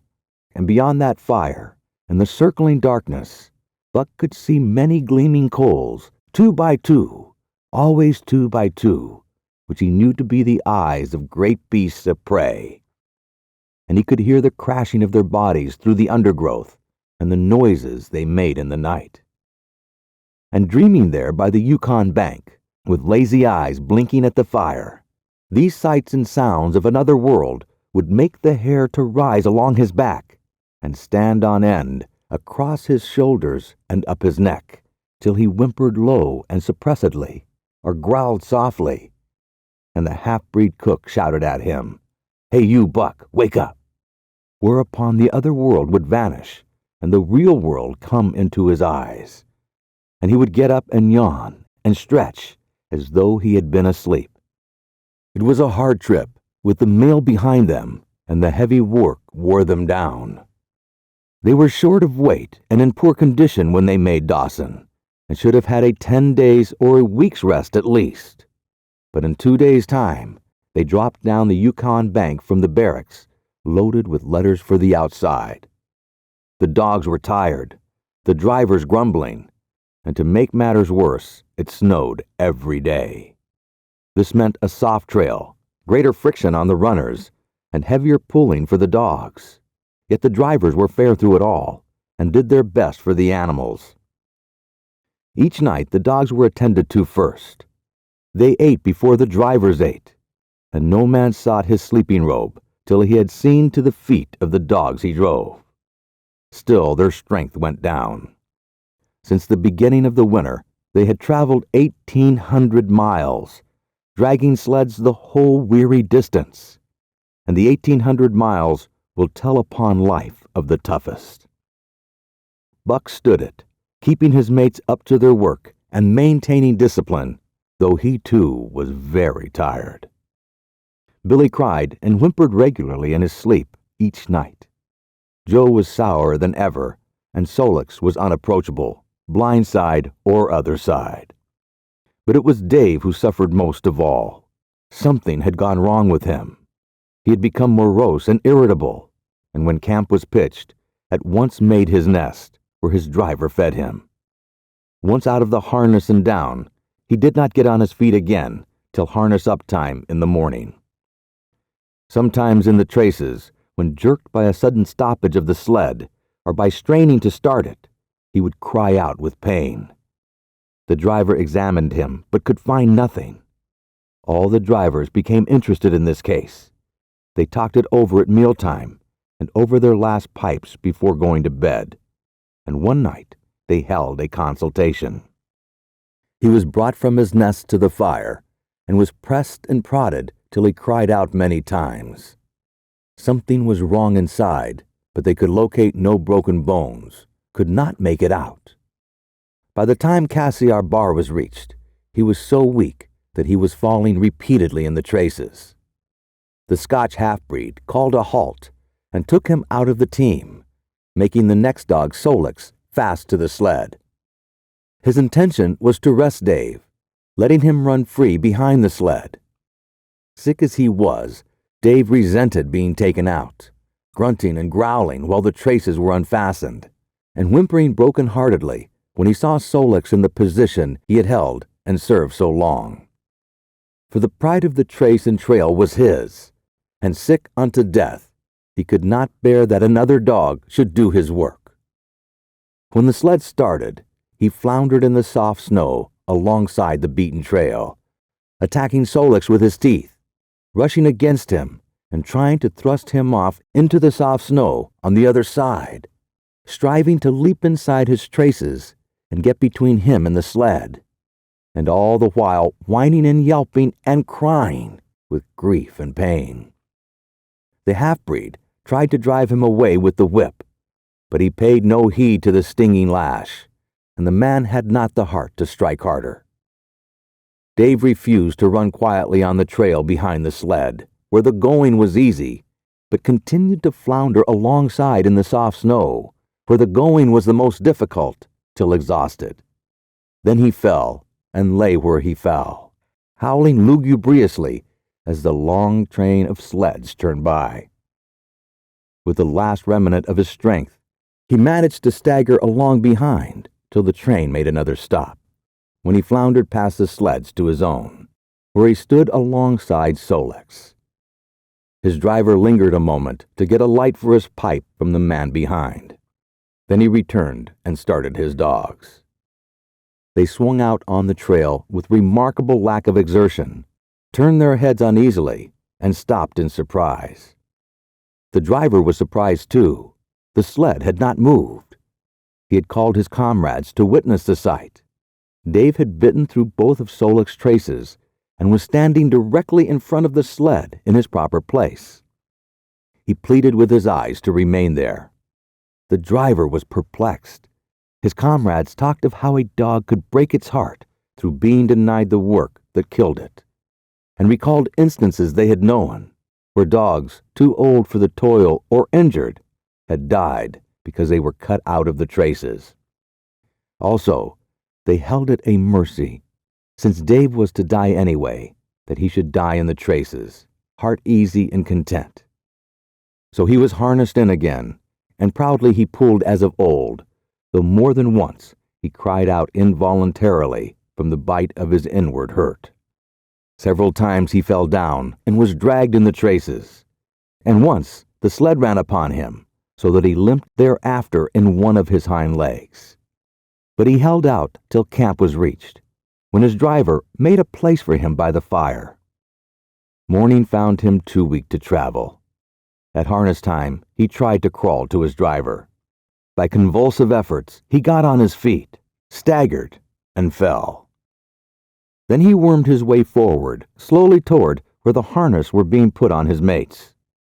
He would advance his forelegs and drag up his body with a sort of hitching movement, when he would advance his forelegs and hitch ahead again for a few more inches. His strength left him, and the last his mates saw of him, he lay gasping in the snow and yearning toward them. But they could hear him mournfully howling till they passed out of sight behind a belt of river timber. Here the train was halted. The Scotch half-breed slowly retraced his steps to the camp they had left. The man ceased talking. A revolver shot rang out. The man came back hurriedly. The whip snapped. The bells tinkled merrily. The sledge churned along the trail. But Buck knew, and every dog knew, what had taken place behind the belt of river trees. Chapter 5. The Toil of Trace and Trail. 30 days from the time it left Dawson, the saltwater mail, with Buck and his mates at the fore, arrived at Skagwa. They were in a wretched state, worn out and worn down. Buck's 140 pounds had dwindled to 115. The rest of his mates, though lighter dogs, had relatively lost more weight than he. Pike, the malingerer, who in his lifetime of deceit had often successfully feigned a hurt leg, was now limping in earnest. Solix was limping, and Dub was suffering from a wrenched shoulder blade. They were all terribly footsore. No spring or rebound was left in them. Their feet fell heavily on the trail, jarring their bodies and doubling the fatigue of a day's travel. There was nothing the matter with them except that they were dead tired. It was not the dead tiredness that comes through brief and excessive effort, from which recovery is a matter of hours, but it was the dead tiredness that comes through the slow and prolonged strength drainage of months of toil. There was no power of recuperation left, no reserve strength to call upon. It had been all used, the last least bit of it. Every muscle, every fiber, every cell was tired, dead tired. And there was reason for it. In less than 5 months, they had traveled 2,500 miles, during the last 1,800 of which they had but 5 days' rest. When they arrived at Skagwa, they were apparently on their last legs. They could barely keep the traces taut, and on the downgrades just managed to keep out of the way of the sled. "Mush on, poor sore feet," the driver encouraged them as they trotted down the main street of Skagwa. "This is the last, and then we get one long rest, for sure. One bully long rest." The drivers confidently expected a long stopover. Themselves, they had covered 1,200 miles with 2 days' rest, and in the nature of reason and common justice, they deserved an interval of loafing. But so many were the men who had rushed into the Klondike, and so many were the sweethearts, wives, and kin that had not rushed in, that the congested mail was taking on alpine proportions. Also, there were official orders. Fresh batches of Hudson Bay dogs were to take the places of those worthless for the trail. The worthless ones were to be got rid of, and since dogs count for little against dollars, they were to be sold. 3 days passed, by which time Buck and his mates found how really tired and weak they were. Then on the morning of the 4th day, 2 men from the States came along and bought them, harness and all, for a song. The men addressed each other as Hal and Charles.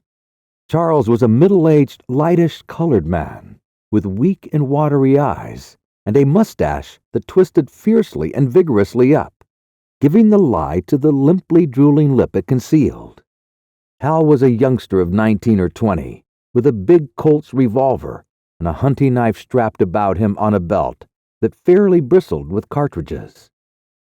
This belt was the most salient thing about him. It advertised his callowness, a callowness sheer and unutterable. Both men were manifestly out of place, and why such as they should adventure the north is part of the mystery of things that passes understanding. Buck heard the chaffering, saw the money pass between the man and the government agent, and knew that the Scotch half-breed and the male train drivers were passing out of his life on the heels of Perrault and Francois and the others who had gone before. When driven with his mates to the new owner's camp, Buck saw a slipshod and slovenly affair, tent half-stretched, dishes unwashed, everything in disorder. Also, he saw a woman. Mercedes, the men called her. She was Charles's wife and Hal's sister, a nice family party. Buck watched them apprehensively as they proceeded to take down the tent and load the sled. There was a great deal of effort about their manner, but no businesslike method. The tent was rolled into an awkward bundle 3 times as large as it should have been. The tin dishes were packed away unwashed. Mercedes continually fluttered in the way of her men and kept up an unbroken chattering of remonstrance and advice. When they put a cloth sack on the front of the sled, she suggested it go on the back, and when they had put it on the back and covered it over with a couple of other bundles, she discovered overlooked articles which could abide nowhere else but in that very sack, and they unloaded again. 3 men from a neighboring tent came out and looked on, grinning and winking at one another. "You've got a right smart load as it is," said one of them, "and it's not me should tell you your business. I wouldn't tote that tent along if I was you." "Undreamed of," cried Mercedes, throwing up her hands in dainty dismay. "How in the world could I manage without a tent?" "It's springtime, and you won't get any more cold weather," the man replied. She shook her head decidedly, and Charles and Hal put the last odds and ends on top the mountainous load. "Think it'll ride?" one of the men asked. "Why shouldn't it?" Charles demanded rather shortly. "Oh, that's all right, the man hastened meekly to say. "I was just a-wonderin', that's all. It seemed might top-heavy." Charles turned his back and drew the lashings down as well as he could, which was not in the least well. "And, of course, the dogs can hike along all day with that contraption behind them," affirmed a second of the men. "Certainly," said Hal, with freezing politeness, taking hold of the gee-pole with one hand and swinging his whip from the other. "Mush," he shouted. "Mush on there!" The dogs sprang against the breastbands, strained hard for a few moments, then relaxed. They were unable to move the sled. "The lazy brutes, I'll show them," he cried, preparing to lash out at them with the whip. But Mercedes interfered, crying, "Oh, Hal, you mustn't," as she caught hold of the whip and wrenched it from him. "The poor dears! Now you must promise you won't be harsh with them for the rest of the trip, or I won't go a step." "Precious lot you know about dogs," her brother sneered, "and I'd wish you'd leave me alone. They're crazy, I tell you, and you've got to whip them to get anything out of them. That's their way. You ask anyone. Ask one of those men." Mercedes looked at them imploringly, untold repugnance at sight of pain written in her pretty face. "They're weak as water, if you want to know," came the reply from one of the men. "Plumb tuckered out. That's what's the matter. They need a rest." "Rest be blank," said Hal, with his beardless lips, and Mercedes said, "Oh," in pain and sorrow at the oath. But she was a clannish creature, and rushed at once to the defense of her brother. "Never mind that man," she said pointedly. "You're driving our dogs, and you do what you think best with them." Again Hal's whip fell upon the dogs. They threw themselves against the breastbands, dug their feet into the packed snow, got down low to it, and put forth all their strength. The sled held as though it were an anchor. After 2 efforts, they stood still, panting. The whip was whistling savagely, when once more Mercedes interfered. She dropped on her knees before Buck with tears in her eyes and put her arms around his neck. "You poor, poor dear," she cried sympathetically. "Why don't you pull hard? Then you wouldn't be whipped." Buck did not like her, but he was feeling too miserable to resist her, taking it as a part of the day's miserable work. One of the onlookers, who had been clenching his teeth to suppress hot speech, now spoke up. "It's not that I care a whoop what becomes of you, but for the dog's sake, I just want to tell you, you can help them a mighty lot by breaking out that sled. The runners are frozen fast. Throw your weight against the gee-pole, right and left, and break it out." A 3rd time the attempt was made, but this time, following the advice, Hal broke out the runners which had been frozen to the snow. The overloaded and unwieldy sled forged ahead, Buck and his mates struggling frantically under the rain of blows. 100 yards ahead, the path turned and sloped steeply into the main street. It would have required an experienced man to keep the top-heavy sled upright, and Hal was not such a man. As they swung on the turn, the sled went over, spilling half its load through the loose lashings. The dogs never stopped. The lightened sled bounded on its side behind them. They were angry because of the ill treatment they had received and the unjust load. Buck was raging. He broke into a run, the team following his lead. Hal cried, "Whoa, whoa!" but they gave no heed. He tripped and was pulled off his feet. The capsized sled ground over him, and the dogs dashed on up the street, adding to the gaiety of Skagway as they scattered the remainder of the outfit along its chief thoroughfare. Kind-hearted citizens caught the dogs and gathered up the scattered belongings. Also, they gave advice. Half the load and twice the dogs, if they ever expected to reach Dawson, was what was said. Hal and his sister and brother-in-law listened unwillingly, pitched tent, and overhauled the outfit. Canned goods were turned out that made men laugh, for canned goods on the long trail is a thing to dream about. Blankets for a hotel, quoth one of the men, who laughed and helped. Half as many is too much. Get rid of them. Throw away the tent and all those dishes. Who's going to wash them anyway? Good Lord, do you think you're traveling on a Pullman? And so it went, the inexorable elimination of the superfluous.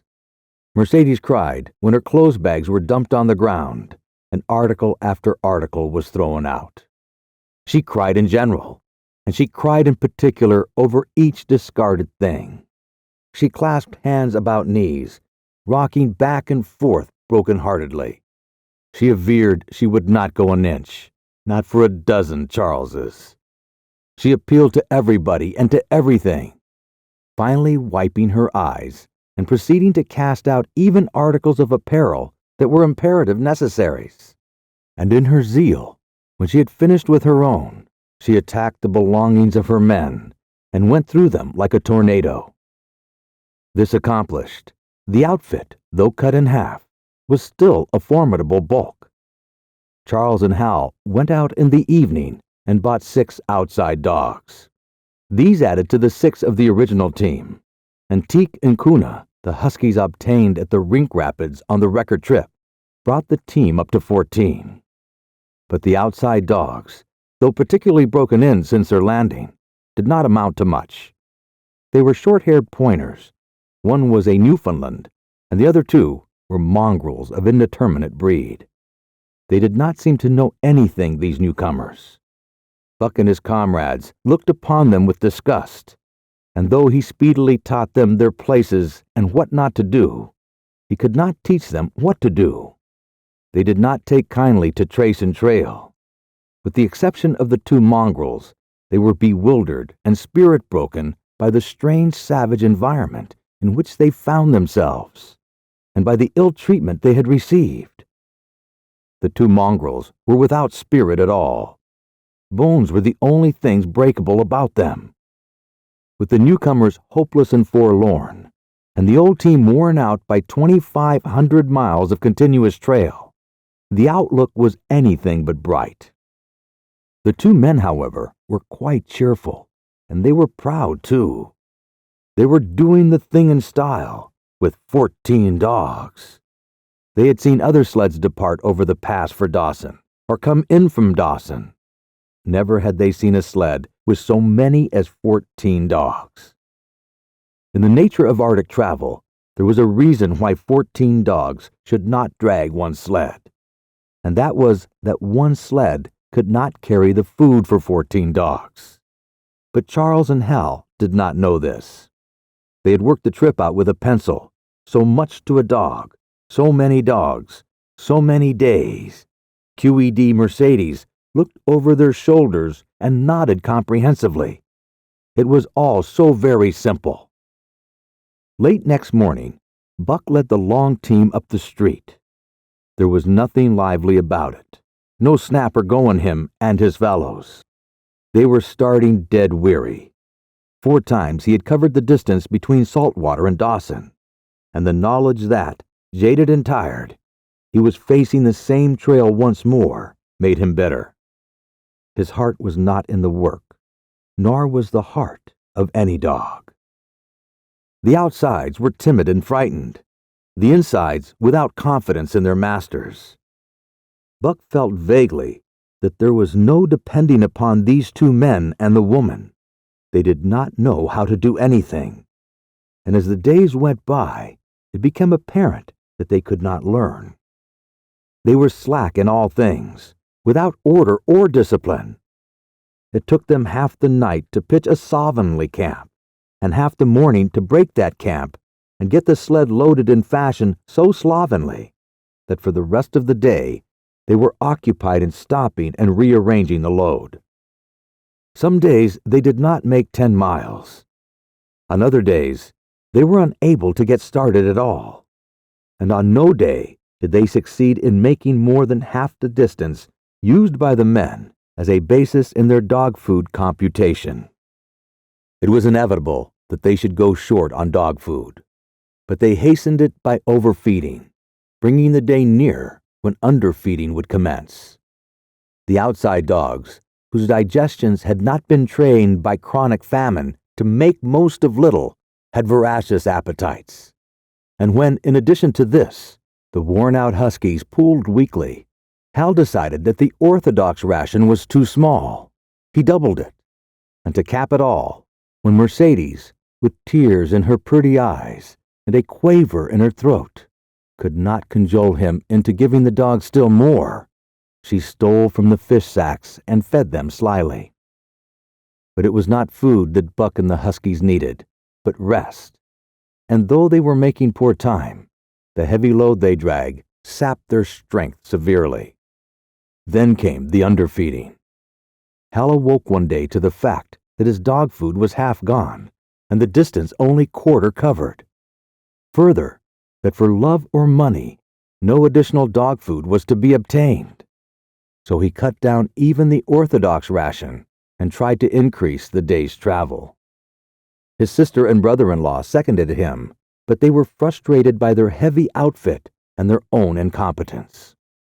It was a simple matter to give the dogs less food, but it was impossible to make the dogs travel faster, while their own inability to get underway earlier in the morning prevented them from traveling longer hours. Not only did they not know how to work dogs, but they did not know how to work themselves. The first to go was Dub. Poor blundering thief that he was, always getting caught and punished, he had nonetheless been a faithful worker. His wrenched shoulder blade, untreated and unrested, went from bad to worse, till finally Hal shot him with the big Colt's revolver. It is a saying of the country that an outside dog starves to death on the ration of the husky. So the 6 outside dogs under Buck could do no less than die on half the ration of the husky. The Newfoundland went first, followed by the 3 short-haired pointers, the 2 mongrels hanging more grittily onto life, but going in the end. By this time, all the amenities and gentleness of the Southland had fallen away from the 3 people. Shorn of its glamour and romance, Arctic travel became to them a reality too harsh for their manhood and womanhood. Mercedes ceased weeping over the dogs, being too occupied with weeping over herself and with quarreling with her husband and brother. To quarrel was the one thing they were never too weary to do. Their irritability arose out of their misery, increased with it, doubled upon it, outdistanced it. The wonderful patience of the trail, which comes to men who toil hard and suffer sore, and remain sweet of speech and kindly, did not come to these 2 men and the woman. They had no inkling of such a patience. They were stiff and in pain. Their muscles ached, their bones ached, their very hearts ached, and because of this, they became sharp of speech, and hard words were first on their lips in the morning and last at night. Charles and Hal wrangled whenever Mercedes gave them a chance. It was the cherished belief of each that he did more than his share of the work, and neither forbore to speak this belief at every opportunity. Sometimes Mercedes sided with her husband, sometimes with her brother. The result was a beautiful and unending family quarrel, starting from a dispute as to which would chop a few sticks for the fire, a dispute which concerned only Charles and Hal, presently would be lugged in the rest of the family. Fathers, mothers, uncles, cousins, people thousands of miles away, and some of them dead. That Hal's view on art, or the sort of society plays his mother's brother wrote, should have anything to do with the chopping of a few sticks of firewood passes comprehension. Nevertheless, the quarrel was as likely to tend in that direction as in the direction of Charles's political prejudices, and that Charles's sister tale-bearing tongue should be relevant to the building of a Yukon fire was apparent only to Mercedes, who disburdened herself of copious opinions upon that topic, and incidentally, upon a few other traits unpleasantly peculiar to her husband's family. In the meantime, the fire remained unbuilt, the camp half-pitched, and the dogs unfed. Mercedes nursed a special grievance, the grievance of sex. She was pretty and soft, and had been chivalrously treated all her days. But the present treatment by her husband and brother was everything but chivalrous. It was her custom to be helpless. They complained. Upon which, impeachment of what to her was her most essential sex prerogative, she made their lives unendurable. She no longer considered the dogs, and because she was sore and tired, she persisted in riding on the sled. She was pretty and soft, but she weighed 120 pounds, a lusty last straw to the load, dragged by the weak and starving animals. She rode for days, till they fell in the traces and the sled stood still. Charles and Hal begged her to get off and walk, pleaded with her, entreated, the while she wept and inopportuned heaven with a recital of their brutality.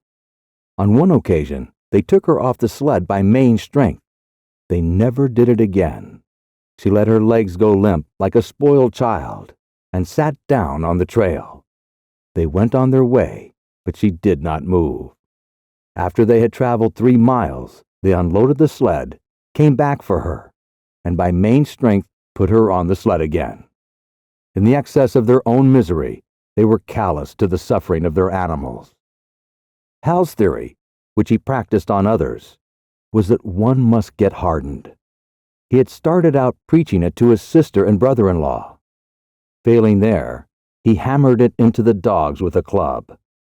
At the 5 Fingers, the dog food gave out, and a toothless old squaw offered to trade them a few pounds of frozen horsehide for the Colt's revolver that kept the big hunting knife company at Hal's hip. A poor substitute for food was this hide, just as it had been stripped from the starved horses of the cattlemen 6 months back. In its frozen state, it was more like strips of galvanized iron, and when a dog wrestled it into his stomach, thawed into thin, innutritious leathery strings, and into a mass of short hair, irritating and indigestible. And through it all, Buck staggered along at the head of the team as in a nightmare. He pulled when he could. When he could no longer pull, he fell down and remained down till blows from the whip or club drove him to his feet again. All the stiffness and gloss had gone out of his beautiful furry coat.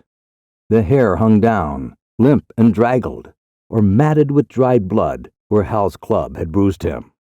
His muscles had wasted away to knotty strings, and the flesh pads had disappeared, so that each rib and every bone in his frame were outlined cleanly through the loose hide that was wrinkled in folds of emptiness.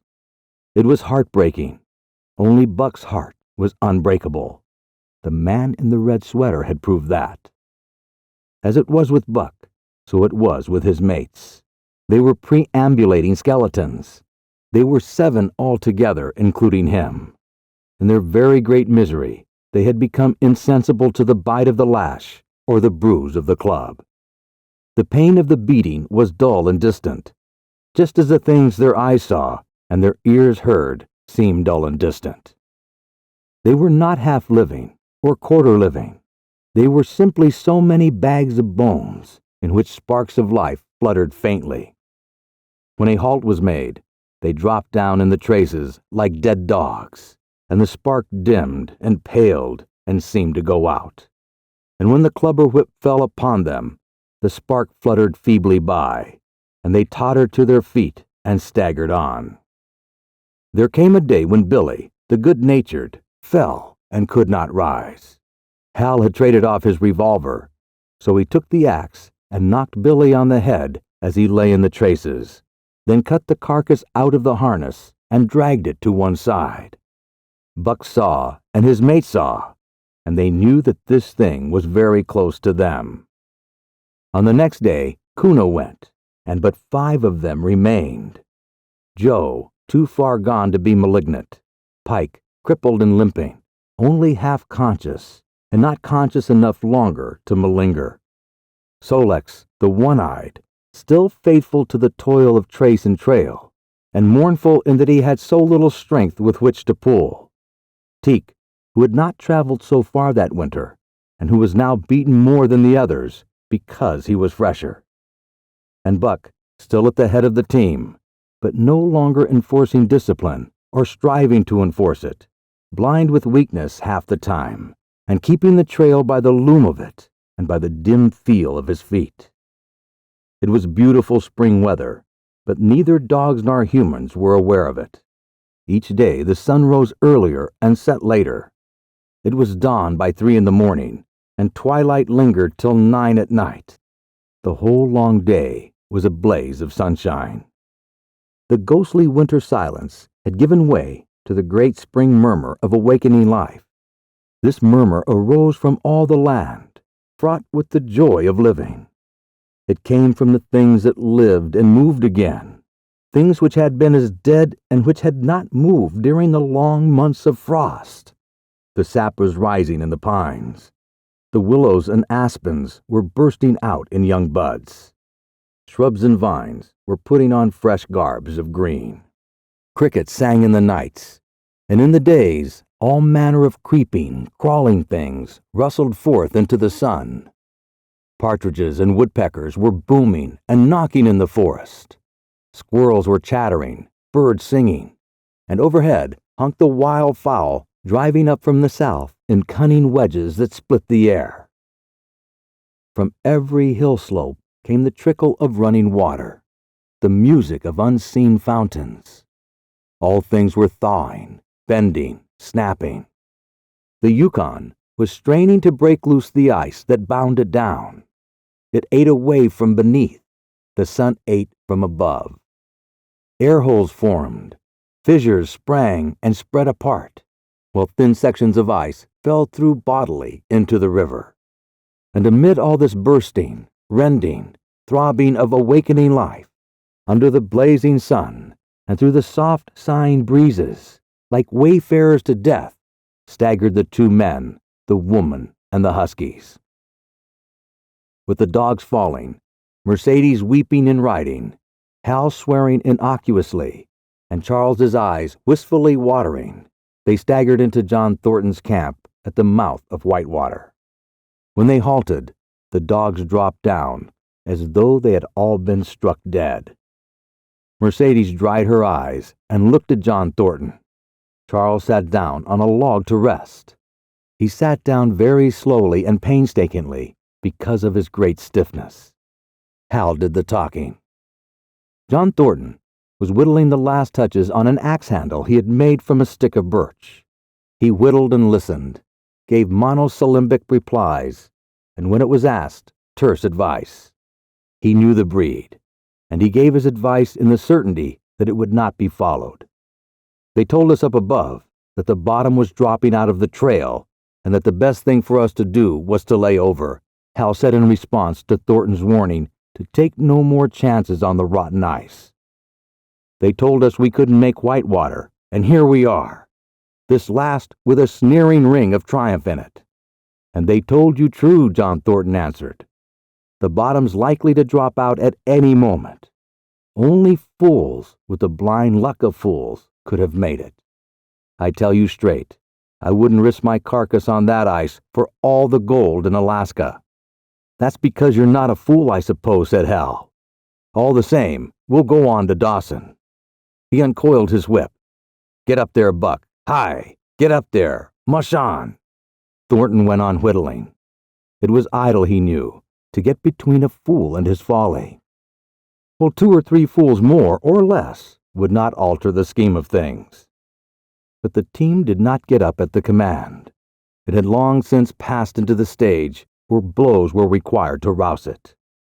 The whip flashed out, here and there, on its merciless errands. John Thornton compressed his lips. Solix was the first to crawl to his feet. Teek followed. Joe came next, yelping with pain. Pike made painful efforts. Twice he fell over, when half up, and on the 3rd attempt managed to rise. Buck made no effort. He lay quietly where he had fallen. The lash bit into him again and again, but he neither whined nor struggled. Several times Thornton started as though to speak, but changed his mind.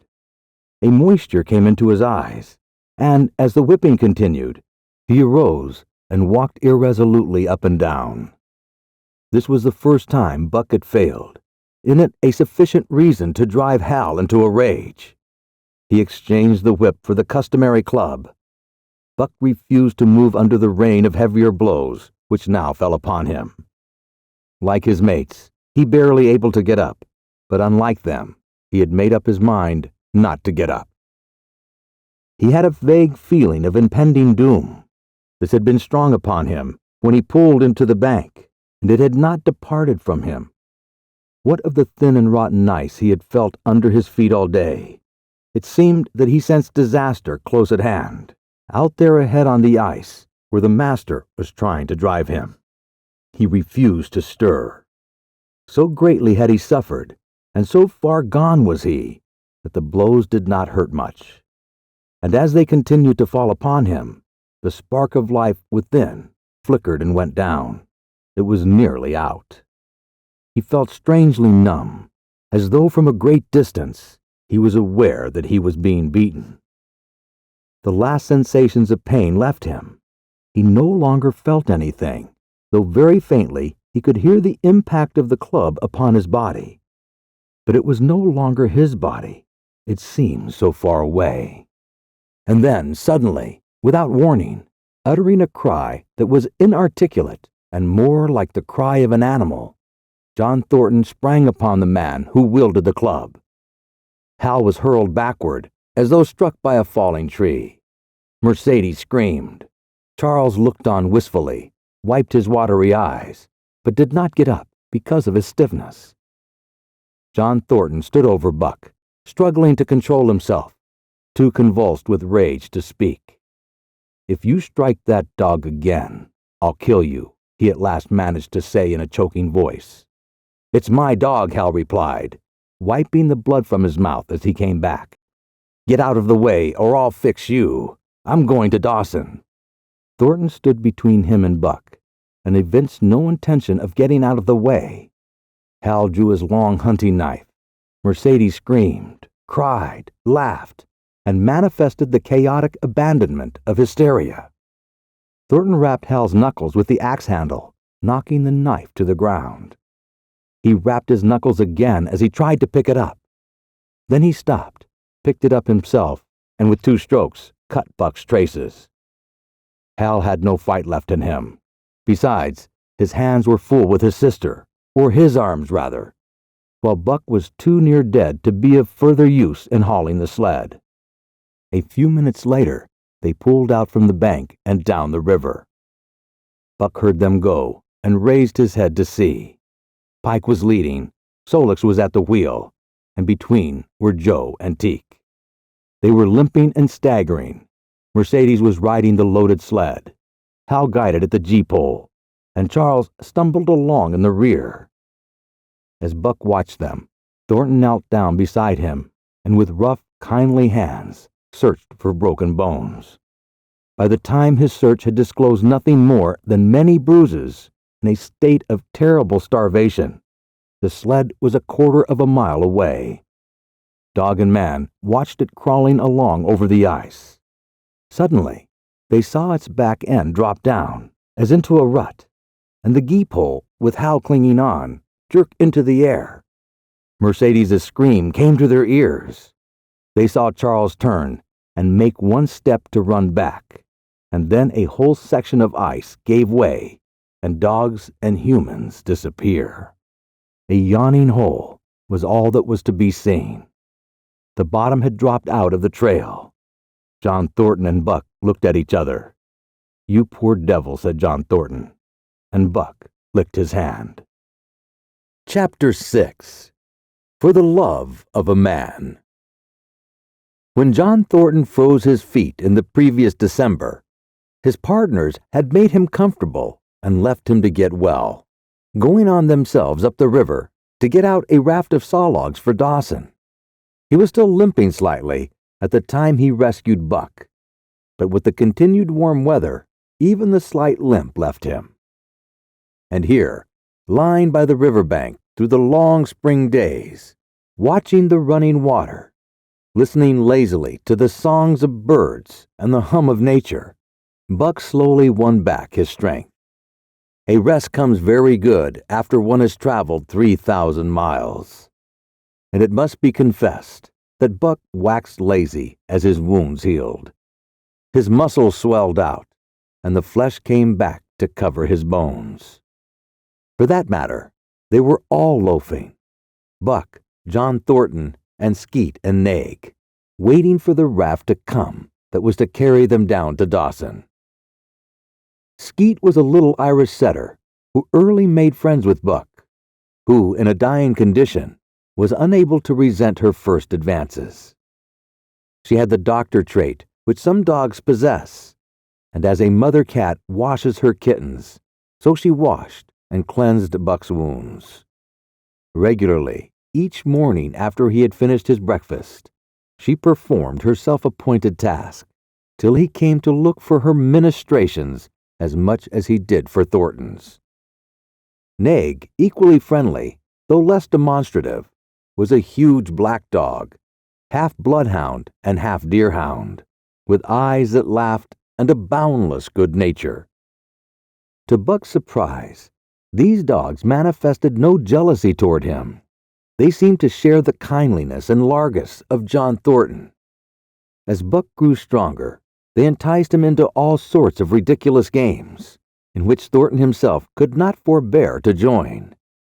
And in this fashion, Buck romped through his convalescence and into a new existence.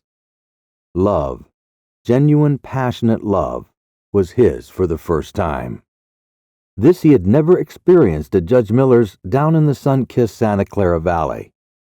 With the judge's sons, hunting and trapping, it had been a working partnership.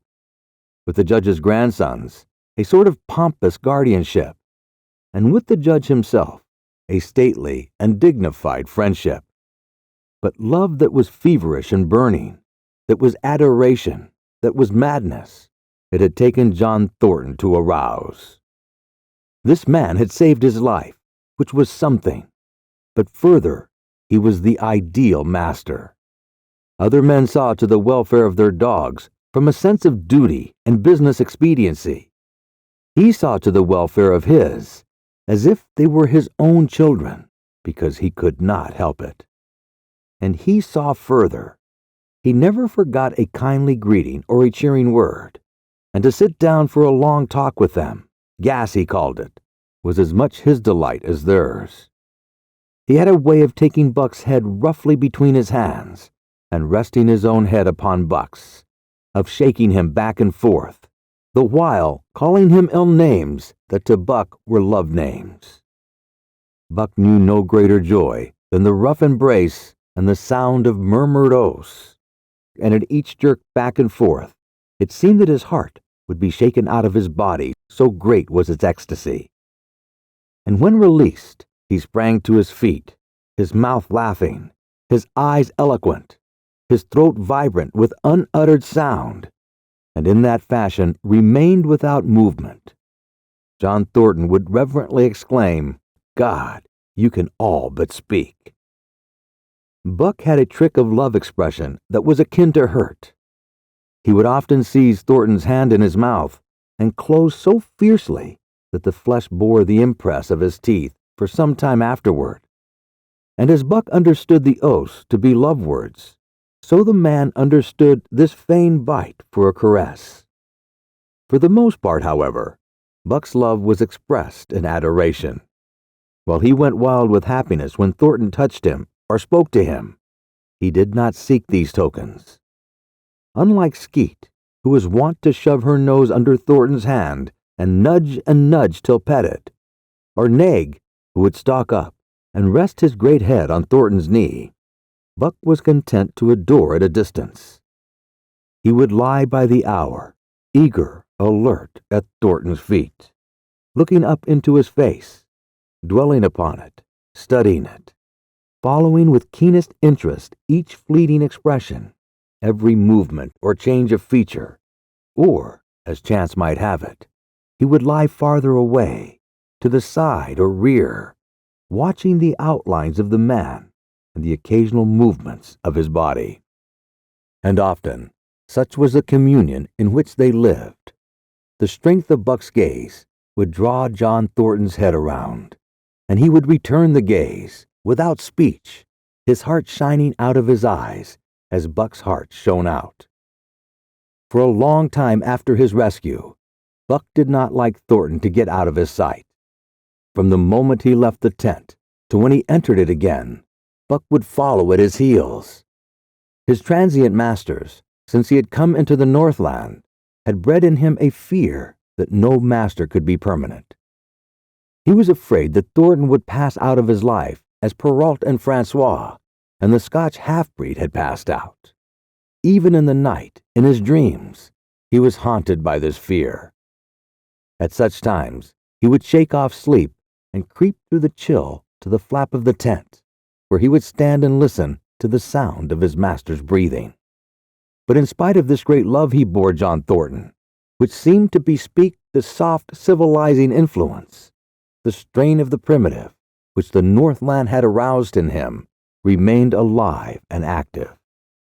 Faithfulness and devotion, things born of fire and roof, were his, yet he retained his wildness and willingness.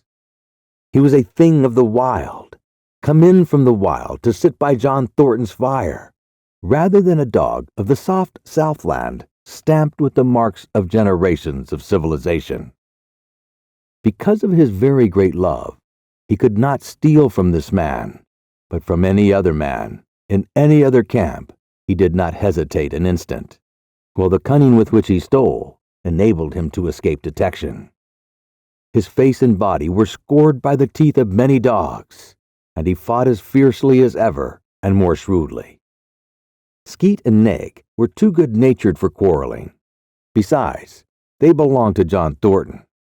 But the strange dog, no matter what the breed or valor, swiftly acknowledged Buck's supremacy, or found himself struggling for life with a terrible antagonist. And Buck was merciless. He had learned well the law of club and fang, and he never forewent an advantage or drew back from a foe he had started on the way to death. He had lessoned from Spitz and from the chief fighting dogs of the police and mail, and knew there was no middle course. He must master or be mastered, while to show mercy was a weakness. Mercy did not exist in the primordial life. It was misunderstood for fear, and such misunderstandings made for death. Kill or be killed, eat or be eaten, was the law. And this mandate, down out of the depths of time, he obeyed. He was older than the days he had seen and the breaths he had drawn.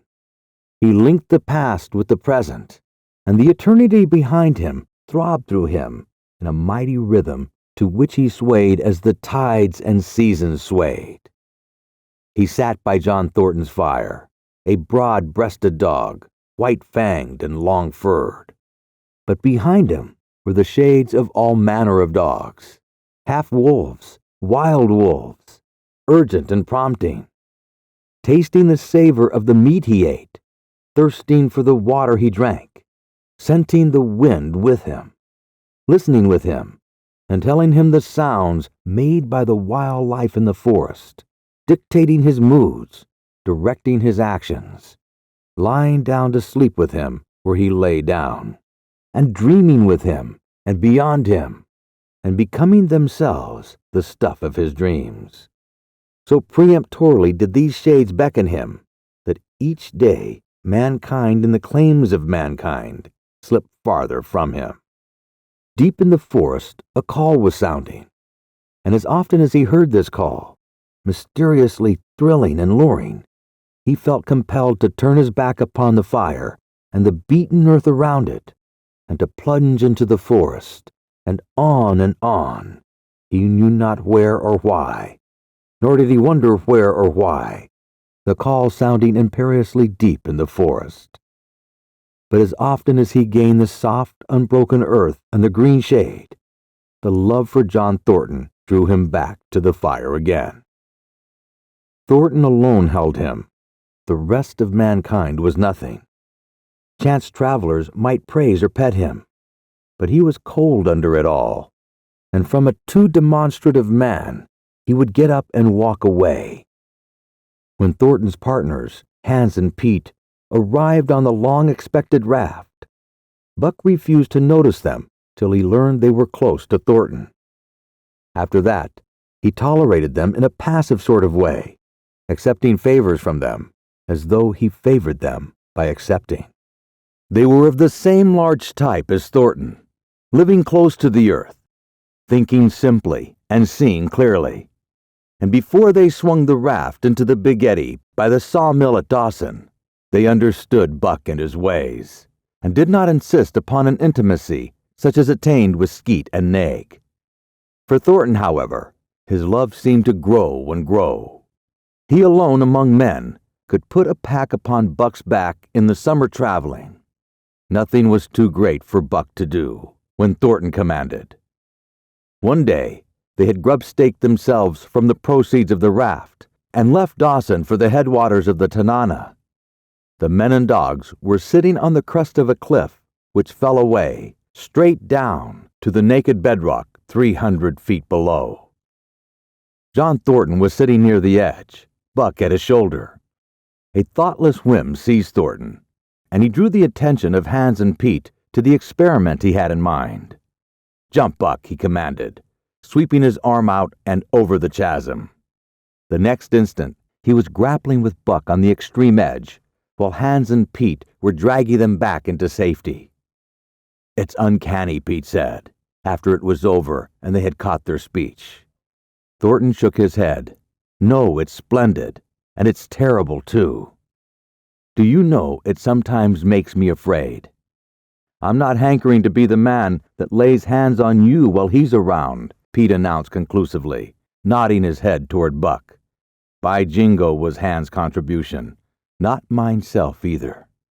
It was at Circle City, before the year was out, that Pete's apprehensions were realized. Black Burton, a man evil-tempered and malicious, had been picking a quarrel with a tenderfoot at the bar, when Thornton stepped good-naturedly between. Buck, as was his custom, was lying in a corner, head on paws, watching his master's every action. Burton struck out without warning, straight from the shoulder. Thornton was sent spinning, and saved himself from falling by only clutching the rail of the bar. Those who were looking on heard what was neither bark nor yelp, but a something which is best described as a roar, and they saw Buck's body rise up in the air as he left the floor for Burton's throat. The man saved his life by instinctively throwing out his arm, but was hurled backward to the floor with Buck on top of him. Buck loosed his teeth from the flesh of the arm and drove in again for the throat. This time, the man succeeded only in partly blocking, and his throat was torn open. Then the crowd was upon Buck, and he was driven off. But while a surgeon checked the bleeding, he prowled up and down, growling ferociously, attempting to rush in, and being forced back by an array of hostile clubs. A miners' meeting called on the spot decided that the dog had sufficient provocation, and Buck was discharged. But his reputation was made, and from that day, his name spread through every camp in Alaska. Later on in the fall of the year, he saved John Thornton's life in quite another fashion.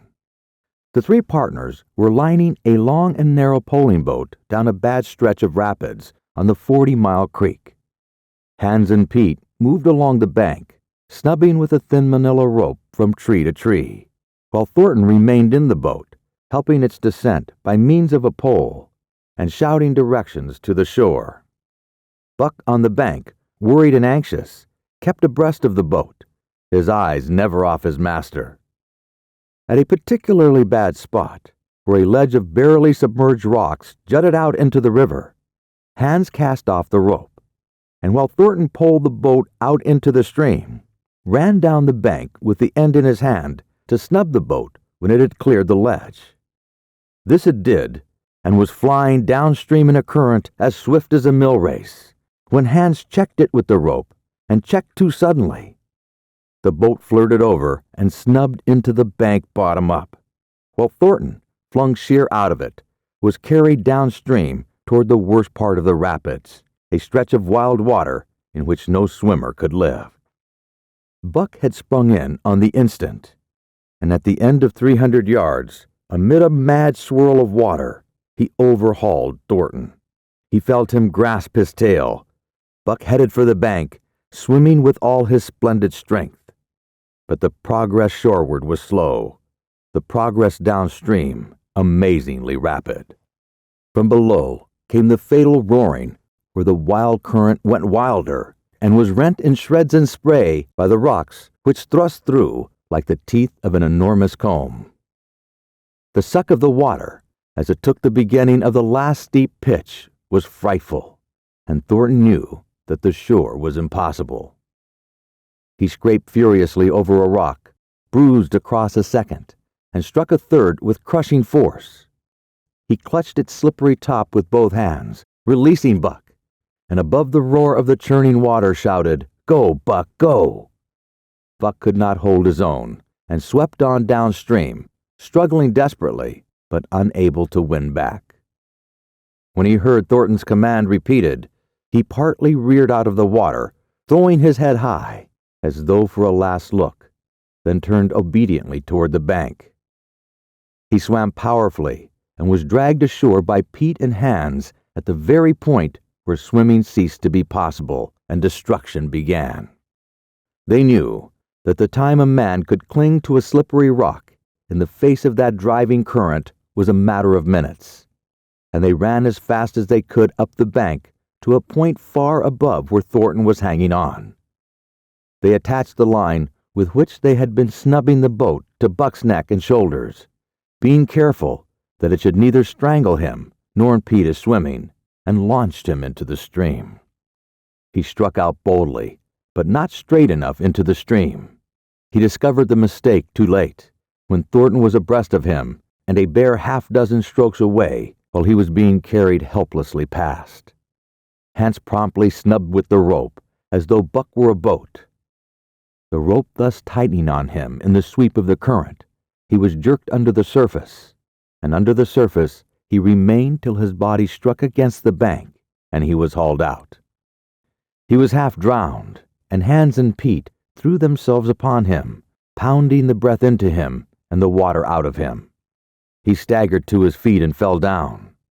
The faint sound of Thornton's voice came to them, and though they could not make out the words of it, they knew that he was in his extremity. His master's voice acted on Buck like an electric shock. He sprang to his feet and ran up the bank ahead of the men to the point of his previous departure. Again the rope was attached and he was launched, and again he struck out, but this time straight into the stream. He had miscalculated once, but he would not be guilty of it a second time. Hans paid out the rope, permitting no slack, while Pete kept it clear of coils. Buck held on till he was on a line straight above Thornton. Then he turned, and with the speed of an express train headed down upon him. Thornton saw him coming, and, as Buck struck him like a battering ram, the whole force of the current behind him. He reached up and closed with both arms around the shaggy neck. Hands snubbed the rope around the tree, and Buck and Thornton were jerked under water. Strangling, suffocating, sometimes one uppermost and sometimes the other, dragging over the jagged bottom.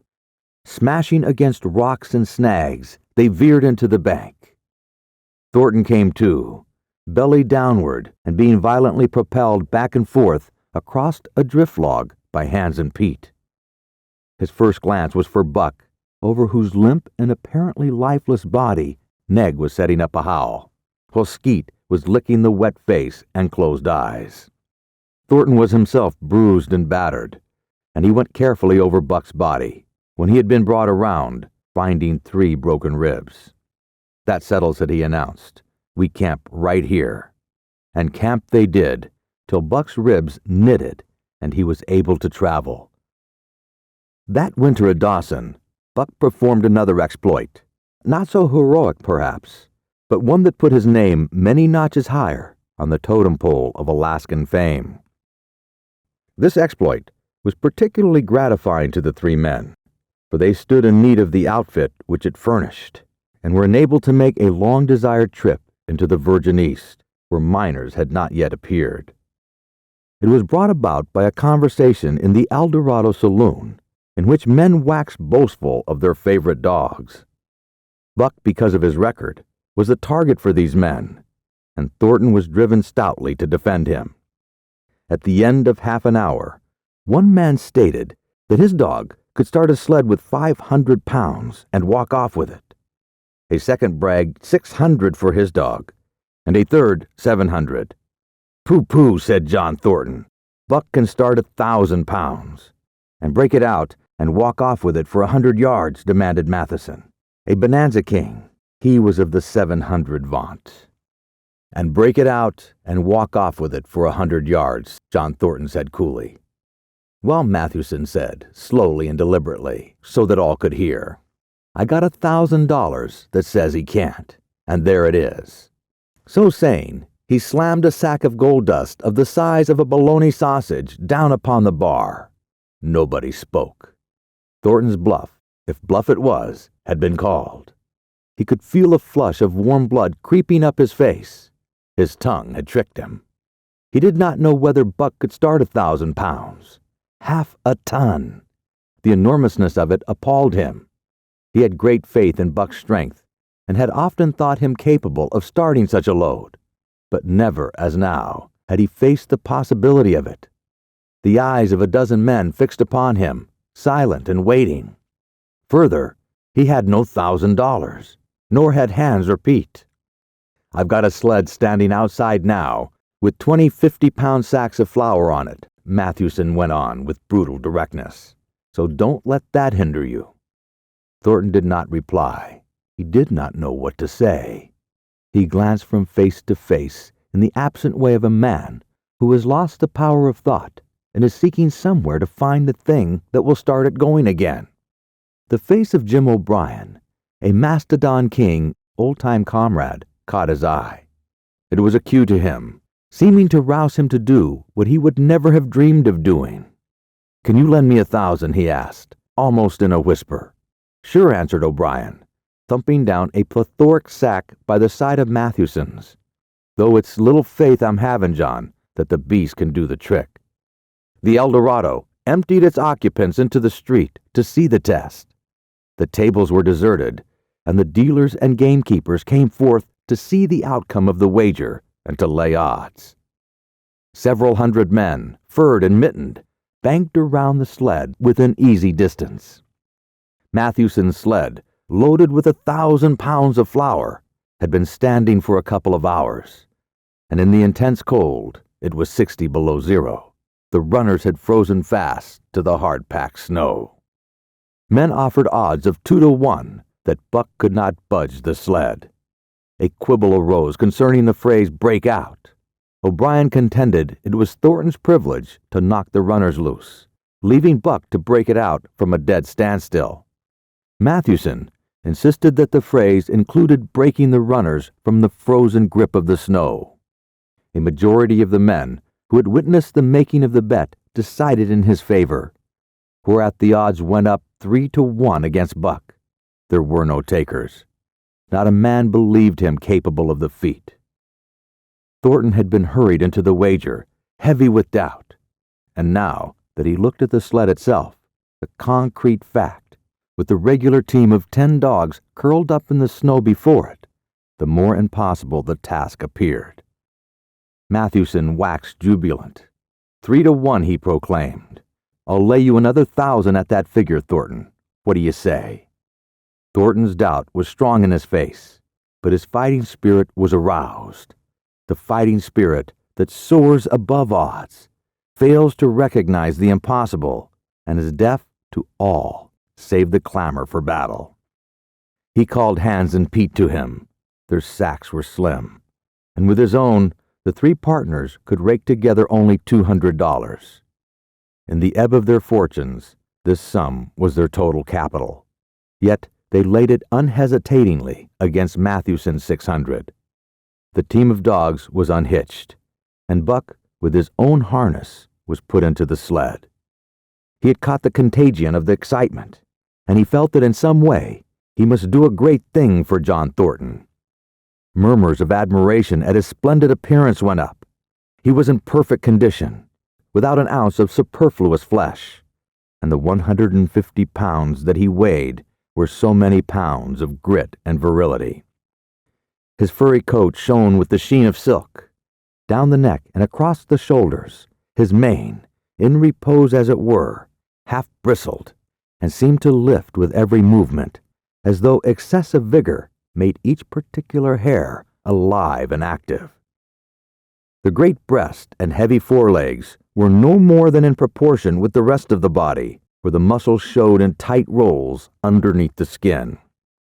Men felt that these muscles proclaimed them hard as iron, and the odds went down to 2-1. Gad, sir, stuttered a member of the latest dynasty, a king of the Yukon benches. I offer you 800 for him, sir, before the test, sir. 800, just as he stands. Thornton shook his head and stepped to Buck's side. You must stand off from him, Mathewson protested. Free play and plenty of room. The crowd fell silent. Only could be heard the voices of the gamblers vainly offering 2-1. Everybody acknowledged Buck a magnificent animal, but 20 50-pound sacks of flour bulked too large in their eyes for them to loosen their pouch strings. Thornton knelt down by Buck's side. He took his head in his 2 hands and rested cheek on cheek. He did not playfully shake him as was his wont, or murmur soft love curses, but he whispered in his ear, "As you love me, Buck, as you love me," was what he whispered. Buck whined with suppressed eagerness. The crowd was watching curiously.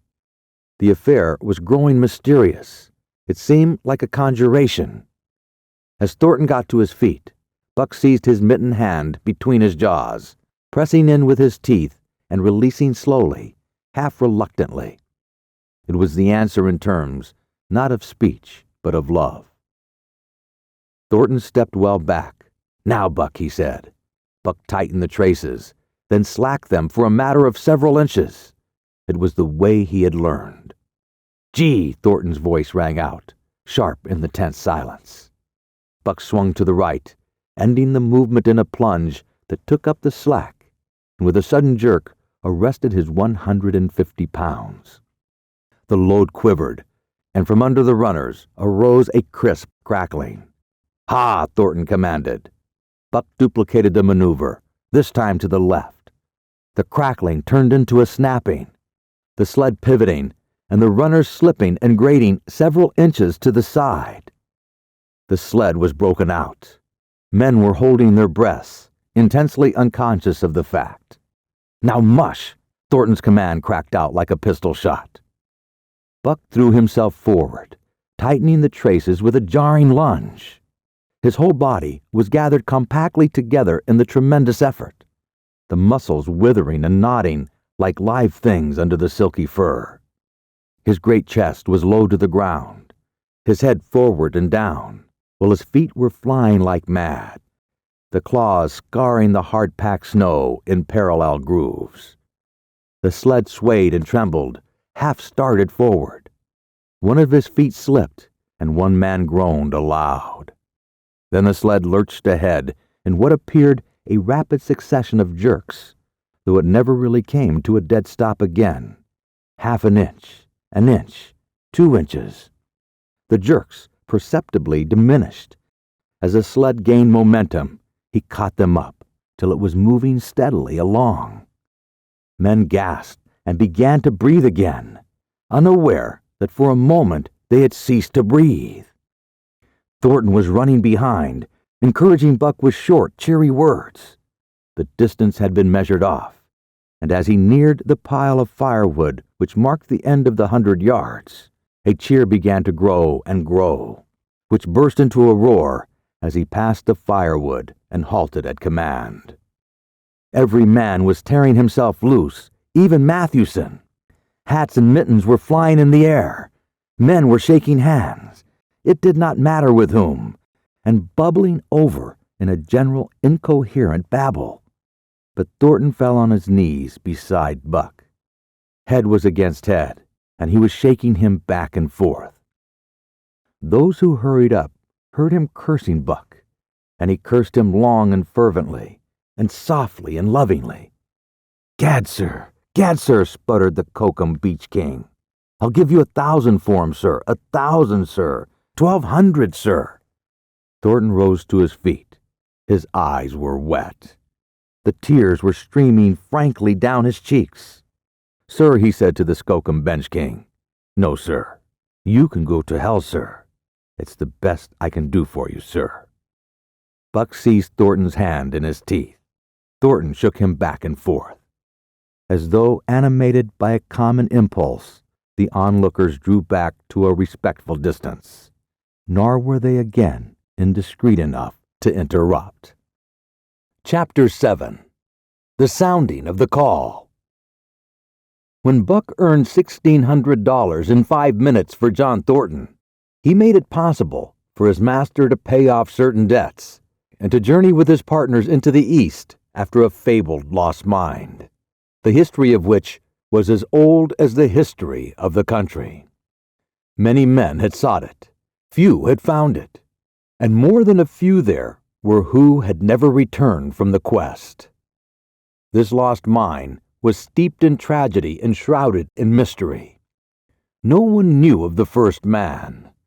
The oldest tradition stopped before it got back to him. From the beginning, there had been an ancient and ramshackle cabin. Dying men had sworn to it, and to the mine, the site of which it marked, clinching their testimony with nuggets that were unlike any known grade of gold in the Northland. But no living man had looted this treasure house, and the dead were dead.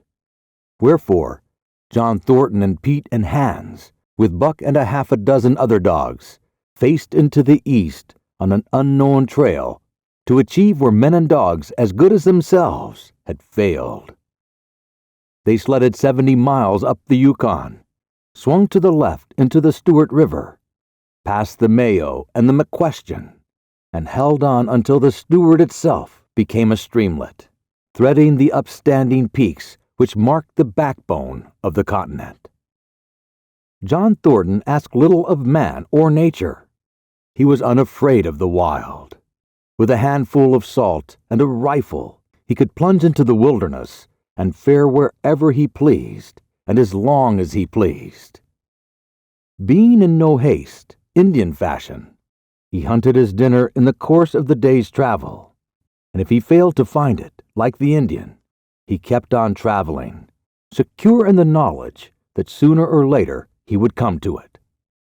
So on this great journey into the East, straight meat was the bill of fare.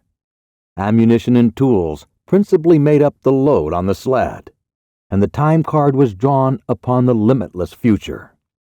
To Buck, it was boundless delight, this hunting, fishing, and indefinite wandering through strange places. For weeks at a time, they would hold on steadily, day after day. and for weeks upon end they would camp, here and there, the dogs loafing, and the men burning holes through frozen muck and gravel and washing countless pans of dirt by the heat of the fire. Sometimes they went hungry. Sometimes they feasted riotously, all according to the abundance of game and the fortune of hunting. Summer arrived, and dogs and men packed on their backs, rafted across blue mountain lakes, and descended or ascended unknown rivers in slender boats whipshod from the standing forest. The months came and went, and back and forth they twisted through the uncharted vastness, where no men were, and yet where men had been, if the lost cabin were true. They went across divides in summer blizzards, shivered under the midnight sun on naked mountains between the timberline and the eternal snows, dropped into summer valleys amid swarming gnats and flies, and in the shadows of glaciers picked strawberries and flowers as ripe and fair as any the Southland could boast. In the fall of the year, they penetrated a weird lake country, sad and silent, where wildfowl had been. But then there was no life or sign of life, only the blowing of chill winds, the forming of ice in sheltered places, and the melancholy rippling of waves on lonely beaches. And through another winter they wandered on the obliterated trails of men who had gone before. Once they came upon a path blazed through the forest, an ancient path, and the lost cabin seemed very near. But the path began nowhere and ended nowhere, and it remained mystery, as the men who made it and the reason he made it remained mystery.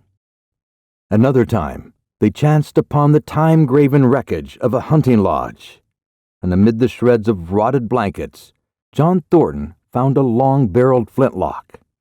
He knew it for a Hudson Bay Company gun of the young days in the Northwest, when such a gun was worth its weight in beaver skins packed flat. And that was all. No hint as to the man who in an early day had reared the lodge and left the gun among the blankets. Spring came on once more, and at the end of all their wandering, they found not the lost cabin, but a shallow placer in Broad Valley, where the gold showed like yellow butter across the bottom of the washing pan. They sought no farther. Each day they worked earned them thousands of dollars in clean dust and nuggets, and they worked every day. The gold was sacked in moosehide bags, 50 pounds to the bag, and piled like so much firewood outside the Spruce Bough Lodge. Like giants they toiled, days flashing on the heels of days like dreams, as they heaped the treasure up. There was nothing for the dogs to do, save the hauling in of meat now and again that Thornton killed, and Buck spent long hours musing by the fire. The vision of the short-legged hairy man came to him more frequently, now that there was little work to be done. And often, blinking by the fire, Buck wandered with him in that other world which he remembered. The salient thing of this other world seemed fear. When he watched the hairy man sleeping by the fire, head between his knees and hands clasped above, Buck saw that he slept restlessly, with many starts and awakenings, at which times he would peer fearfully into the darkness and fling more wood upon the fire. Did they walk by the beach of a sea where their hairy man gathered shellfish and ate them as he gathered? It was with eyes that roved everywhere for hidden danger, and with legs prepared to run like the wind at its first appearance. Through the forest they crept noiselessly, Buck at the hairy man's heels, and they were alert and vigilant, the pair of them, ears twitching and moving and nostrils quivering, for the man heard and smelled as keenly as Buck.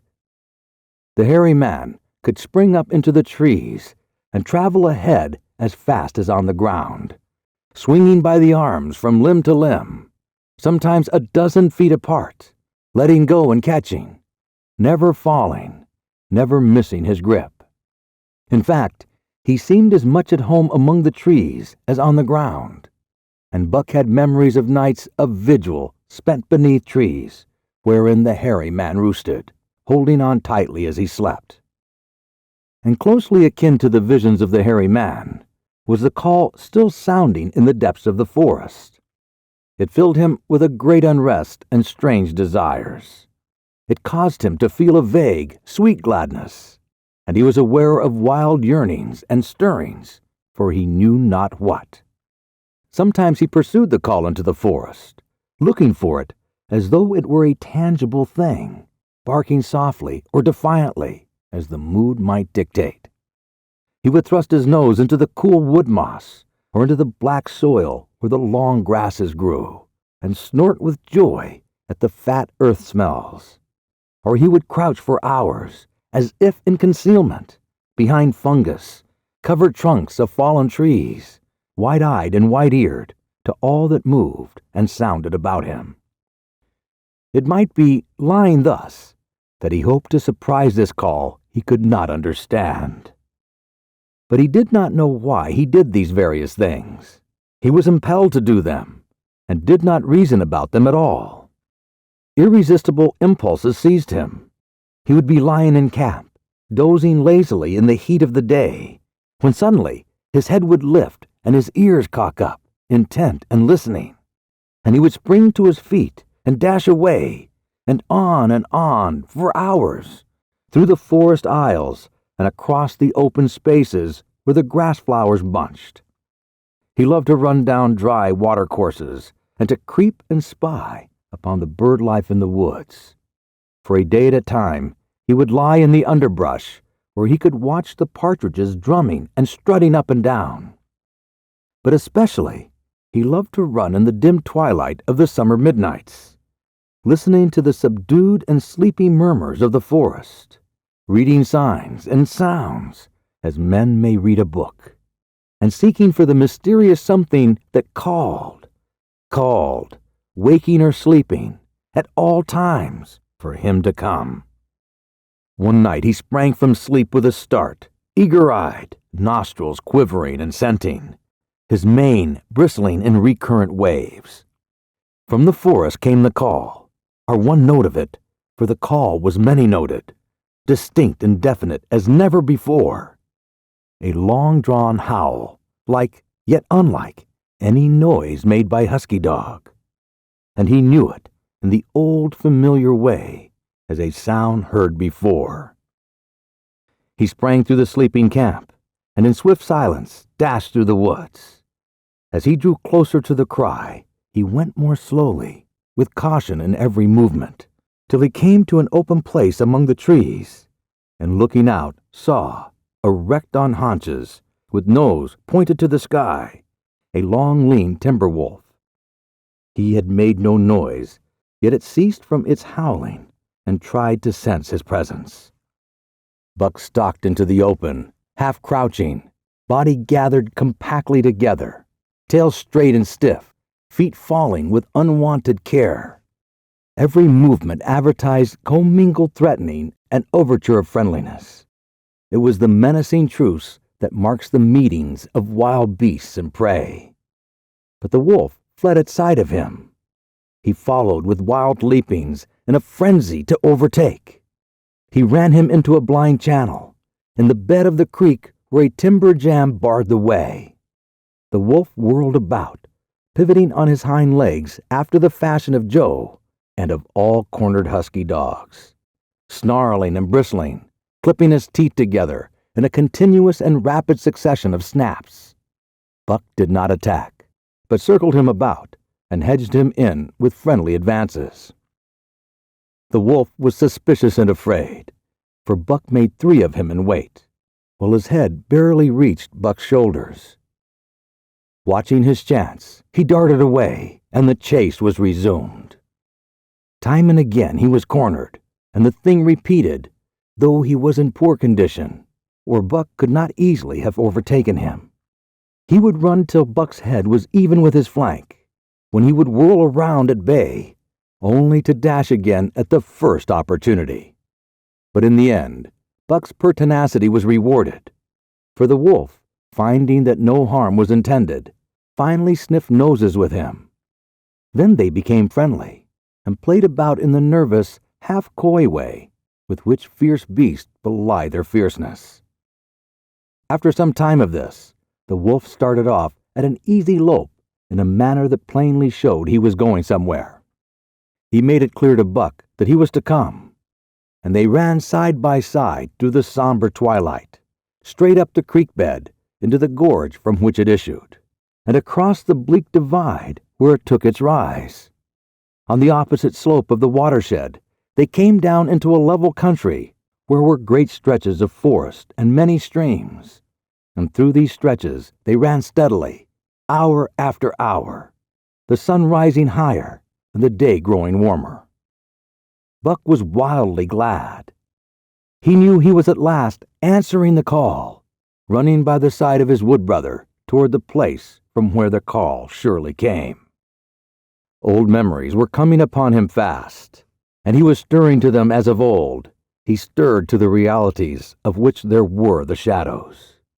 He had done this thing before, somewhere in that other and dimly remembered world, and he was doing it again, now, running free in the open, the unpacked earth underfoot, the wide sky overhead.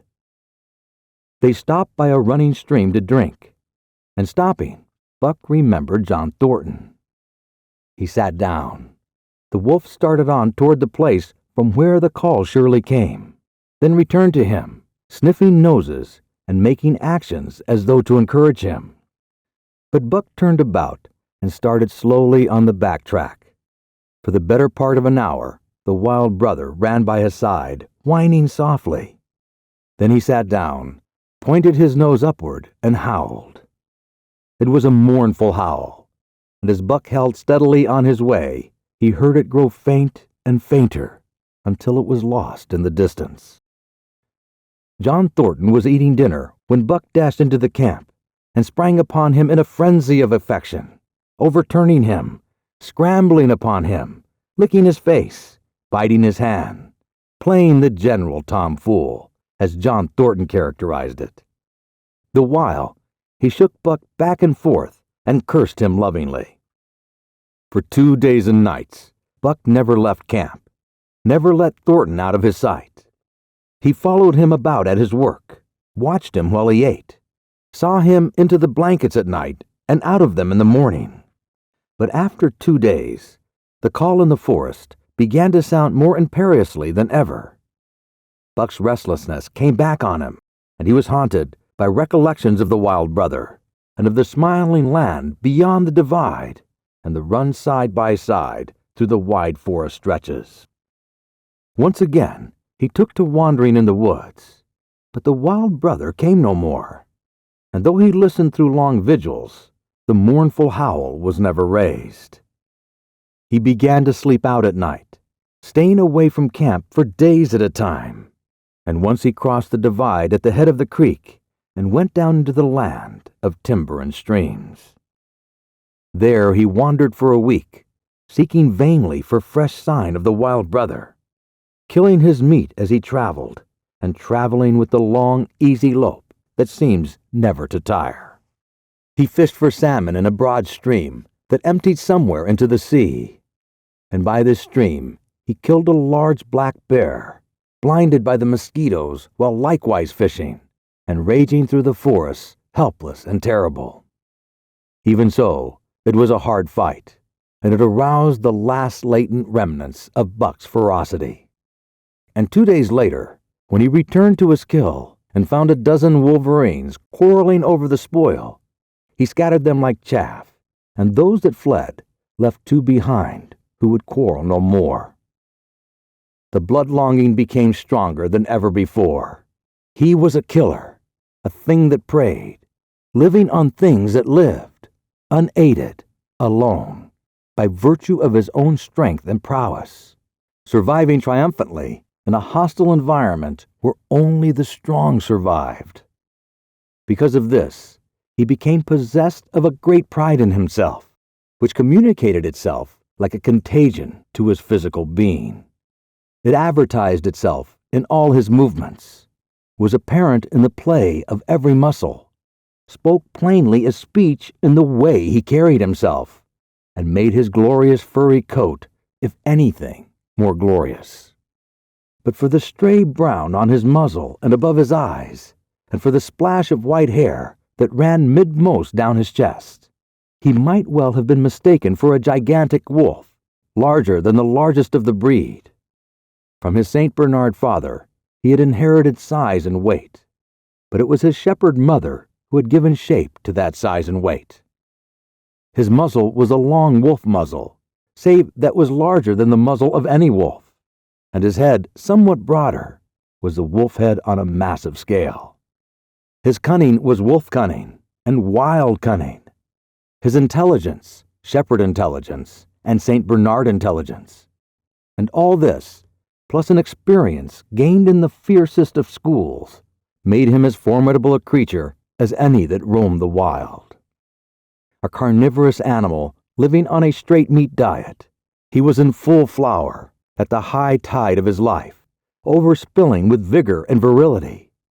When Thornton passed a caressing hand along his back, a snapping and crackling followed the hand, each hair discharging its pent magnetism at the contact.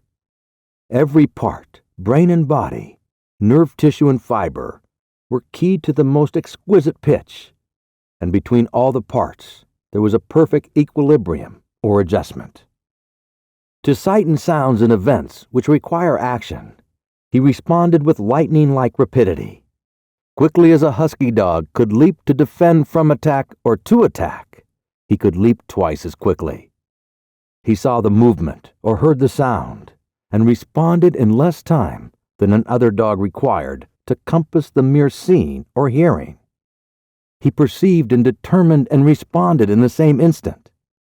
In point of fact, the three actions of perceiving, determining, and responding were sequential, but so infinitesimal were the intervals of time between them that they appeared simultaneous. His muscles were surcharged with vitality and snapped into play sharply like steel springs. Life streamed through him in splendid flood, glad and rampant, until it seemed that it would burst him asunder in sheer ecstasy and pour forth generously over the world.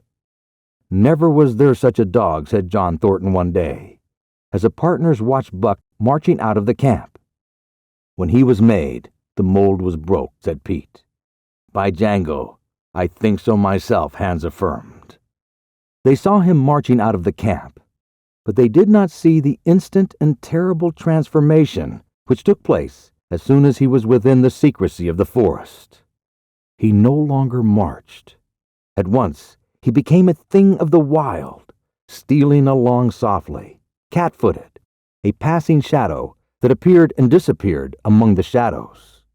He knew how to take advantage of every cover, to crawl on his belly like a snake, and like a snake, to leap and strike. He could take a ptarmigan from its nest, kill a rabbit as it slept, and snapped in midair the little chipmunks, fleeing a second too late for the trees. Fish in the open pools were not too quick for him, nor were beaver mending their dams too wary.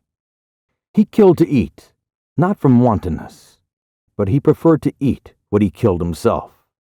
So a lurking humor ran through his deeds, and it was his delight to steal upon the squirrels, and when he all but had them, to let them go, chattering in mortal fear to the treetops.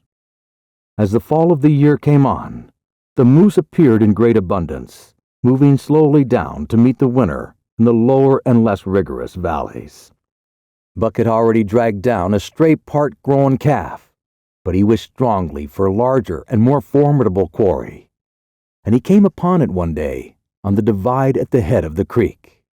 A band of 20 moose had crossed over from the land of streams and timber, and the chief among them was a great bull. He was in a savage temper, and standing over 6 feet from the ground, was as formidable an antagonist as ever Buck could desire.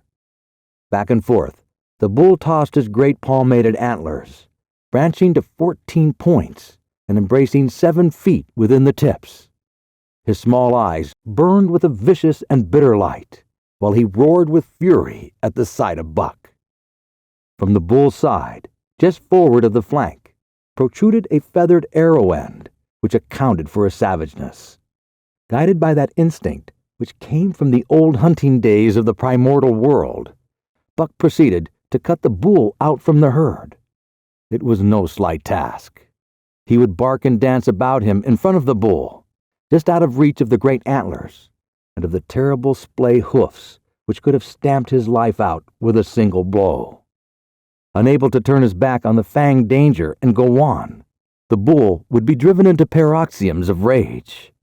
At such moments he charged Buck, who retreated craftily, luring him on by a stimulated inability to escape. But when he was thus separated from his fellows, 2 or 3 of the younger bulls would charge back upon Buck and enable the wounded bull to join the herd. There is a patience of the wild, dogged, tireless, persistent as life itself, that holds motionless for endless hours the spider in its web, the snake in its coils, the panther in its ambuscade. This patience belongs peculiarly to life when it hunts its living food, and it belonged to Buck as he clung to the flank of the herd, retarding its march, irritating the young bulls, worrying the cows with their half-grown calves, and driving the wounded bull mad with helpless rage. For half a day this continued. Buck multiplied himself, attacking from all sides, enveloping the herd in a whirlwind of menace, cutting out his victim as fast as it could rejoin its mates, wearing out the patience of creatures preyed upon, which is a lesser patience than that of creatures preying. As the day wore along and the sun dropped to its bed in the northwest, the darkness had come back and the fall nights were 6 hours long. The young bulls retraced their steps more and more reluctantly to the aid of their beset leader. The downcoming winter was harrying them onto the lower levels, and it seemed they could never shake off this tireless creature that held them back. Besides, it was not the life of the herd or of the young bulls that was threatened. The life of only one member was demanded, which was a remoter interest than their lives. And in the end, they were content to pay the toll. As twilight fell, the old bull stood with lowered head, watching his mates, the cows he had known, the calves he had fathered, the bulls he had mastered, as they shambled on at a rapid pace through the fading light. He could not follow, for before his nose leaped the merciless Fang terror that would not let him go. 300 weight, more than half a ton he weighed. He had lived a long, strong life, full of fight and struggle, and at the end he faced death at the teeth of a creature whose head did not reach beyond his great knuckled knees. From then on, night and day, Buck never left his prey, never gave it a moment's rest, never permitted it to browse the leaves of trees or the shoots of young birch and willow, nor did he give the wounded bull opportunity to slack his burning thirst in the slender trickling streams they crossed. Often in desperation, he burst into long stretches of flight, and at such times Buck did not attempt to stay with him, but loped easily at his heels, satisfied with the way the game was played, lying down when the moose stood still, attacking him fiercely when he strove to eat or drink. The great head drooped more and more under its tree of horns, and the shambling trot grew weak and weaker. He took to standing for long periods with nose to the ground and dejected ears drooped limply. And Buck found more time in which to get water for himself and in which to rest. At such moments, panting with red lolling tongue and with eyes fixed upon the big bull, it appeared to Buck that a change was coming over the face of things. He could feel a new stir in the land. As the moose was coming into the land, other kinds of life were coming in. Forest and stream and air seemed palpitant with their presence. The news of it was borne in upon him, not by sight or sound or smell, but by some other and subtler sense. He heard nothing, saw nothing, yet knew that the land was somehow different, that through it strange things were afoot and ranging, and he resolved to investigate after he had finished the business in hand. At last, at the end of the 4th day, he pulled the great moose down. For a day and a night he remained by the kill, eating and sleeping, turn and turn about. Then rested, refreshed and strong, he turned his face toward camp and John Thornton. He broke into the long, easy lope and went on, hour after hour, never at loss for the tangled way, heading straight home through strange country with a certitude of direction that put man and his magnetic needle to shame. As he held on, he became more and more conscious of the new stir in the land. There was life abroad in it, different from the life which had been there throughout the summer. No longer was this fact borne in upon him in some subtle, mysterious way. The birds talked of it, the squirrels chattered about it, the very breeze whispered of it. Several times he stopped and drew in the fresh morning air in great sniffs, reading a message which made him leap on with greater speed. He was oppressed with a sense of calamity happening, if it were not calamity already happened.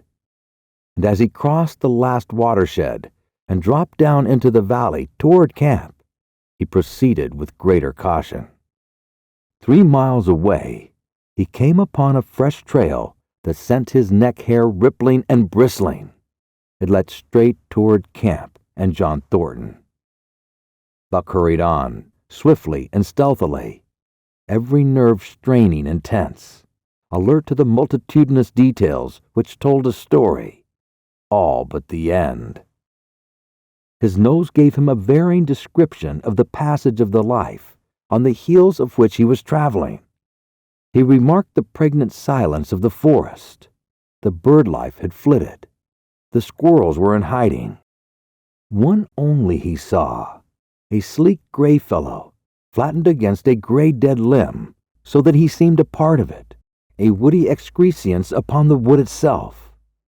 As Buck slid along the obscureness of a gliding shadow, his nose was jerked suddenly to the side as though a positive force had gripped and pulled it. He followed the new scent into a thicket and found Nag.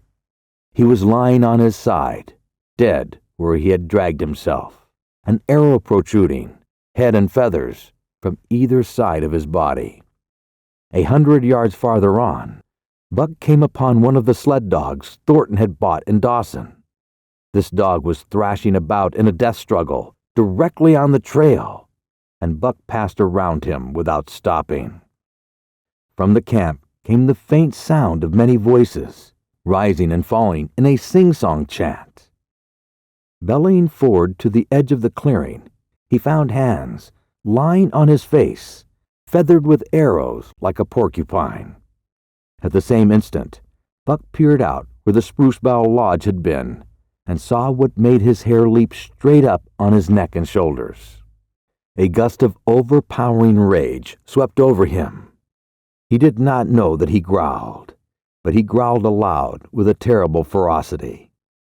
For the last time in his life, he allowed passion to usurp cunning and reason, and it was because of his great love for John Thornton that he lost his head. The Yeehats were dancing about the wreckage of the Spruce Bough Lodge when they heard a fearful roaring and saw rushing upon them an animal the like of which they had never seen before. It was Buck, a live hurricane of fury, hurling himself upon them in a frenzy to destroy. He sprang at the foremost man. It was the chief of the Yeehats, ripping the throat wide open till the rent jugular spouted a fountain of blood. He did not pause to worry the victim, but ripped in passing, with the next bound tearing wide the throat of a second man. There was no withstanding him. He plunged about in their midst, tearing, rending, destroying, in constant and terrific motion which defied the arrows they discharged at him. In fact, so inconceivably rapid were his movements and so closely were the Indians tangled together that they shot one another with the arrows. And one young hunter, hurling a spirit buck in midair, drove it through the chest of another hunter with such force that the point broke through the skin of the back and stood out beyond. Then a panic seized the Yehots, and they fled in terror to the woods, proclaiming as they fled the advent of the evil spirit. And truly, Buck was the fiend incarnate, raging at their heels and dragging them down like deer as they raced through the trees. It was a fateful day for the Yehots. They scattered far and wide over the country, and it was not till a week later that the last of the survivors gathered together in a lower valley and counted their losses. As for Buck, wearying of the pursuit, he returned to the desolated camp. He found Pete where he had been killed in his blankets in the first moment of surprise. Thornton's desperate struggle was fresh written on the earth, and Buck scented every detail of it down to the edge of a deep pool. By the edge, head and forefeet in the water, lay Skeet, faithful to the last. The pool itself, muddy and discolored from the sluice boxes, effectually hid what it contained, and it contained John Thornton. For Buck followed his trace into the water, from which no trace led away.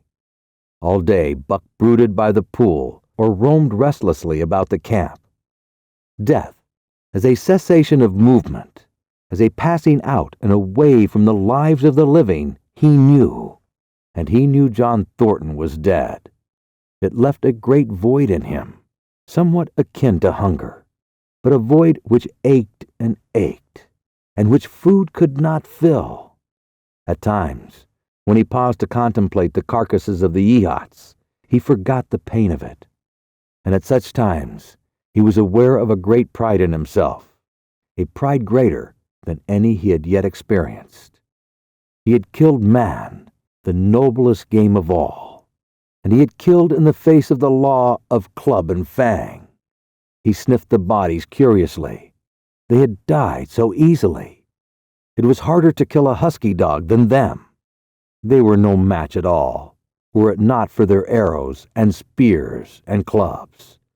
Thenceforward, he would be unafraid of them, except when they bore in their hands their arrows, spears, and clubs. Night came on, and a full moon rose high over the trees into the sky, lighting the land till it lay bathed in ghostly day. And with the coming of the night, brooding and mourning by the pool, Buck became alive to a stirring of the new life in the forest, other than that which the Yehots had made. He stood, listening and scenting. Far away drifted a faint, sharp yelp, followed by a chorus of similar sharp yelps. As the moments passed, the yelps grew closer and louder, and again Buck knew them as things heard in that other world which persisted in his memory. He walked to the center of the open space and listened. It was the call, the many-noted call, sounding more luringly and compellingly than ever before, and as never before he was ready to obey. John Thornton was dead.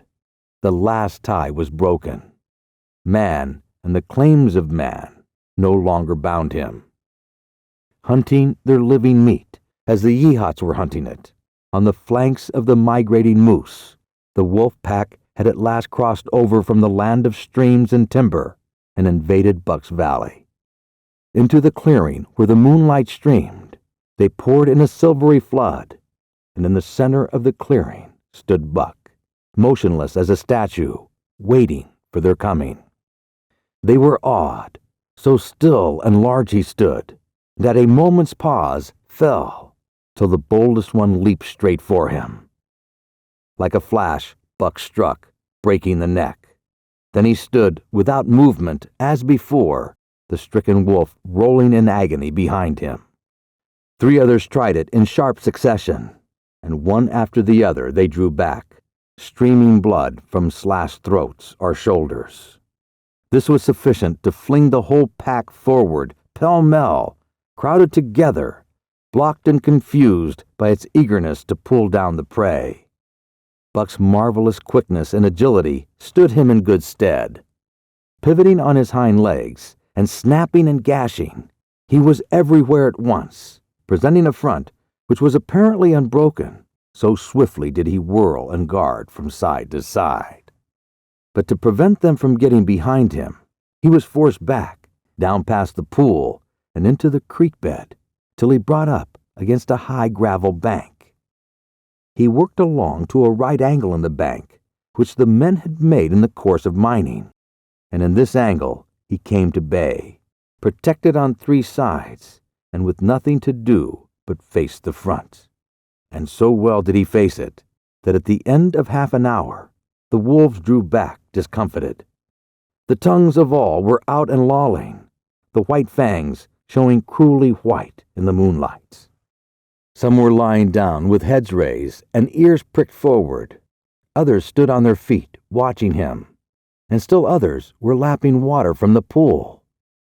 One wolf, long and lean and gray, advanced cautiously in a friendly manner, and Buck recognized the wild brother with whom he had run for a night and a day. He was whining softly, and as Buck whined, they touched noses. Then an old wolf, gaunt and battle-scarred, came forward. Buck writhed his lips into the preliminary of a snarl, but sniffed noses with him, whereupon the old wolf sat back, pointed nose at the moon, and broke out the long wolf howl. The others sat down and howled, and now the call came to Buck in unmistakable accents. He too sat down and howled. This over, he came out of his angle, and the pack crowded around him, sniffing in half-friendly, half-savage manner. The leaders lifted the yelp of the pack and sprang away into the woods. The wolves swung in behind, yelping in chorus, and Buck ran with them, side by side with the wild brother, yelping as he ran. And here may well end the story of Buck. The years were not many when the Yeehats noted a change in the breed of timber wolves, for some were seen with splashes of brown on head and muzzle, and with a rift of white centering down the chest. But most remarkable than this, the Yeehats tell of a ghost dog that runs at the head of the pack.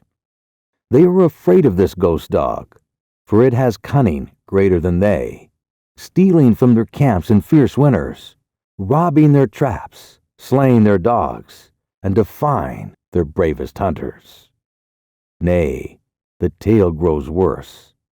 Hunters there are who fail to return to the camp, and hunters there have been whom their tribesmen found with throats slashed cruelly open, and with wolf prints about them in the snow greater than the prints of any wolf. Each fall, when the Yeehats followed the movement of the moose, there is a certain valley which they never enter, and women there are who become sad when the word goes over the fire of how the evil spirit came to select that valley for an abiding place. In the summers, there is one visitor, however, to that valley, of which the Yeehats do not know. It is a great, gloriously coated wolf, like and yet unlike all other wolves. He crosses alone from the smiling timberland and comes down into an open space among the trees. Here a yellow stream flows from rotted moose-hide sacks and sinks into the ground, with long grasses growing through it and vegetable mold overrunning it and hiding its yellow from the sun. And here he muses for a time, howling once, long and mournfully, before he departs. But he is not always alone.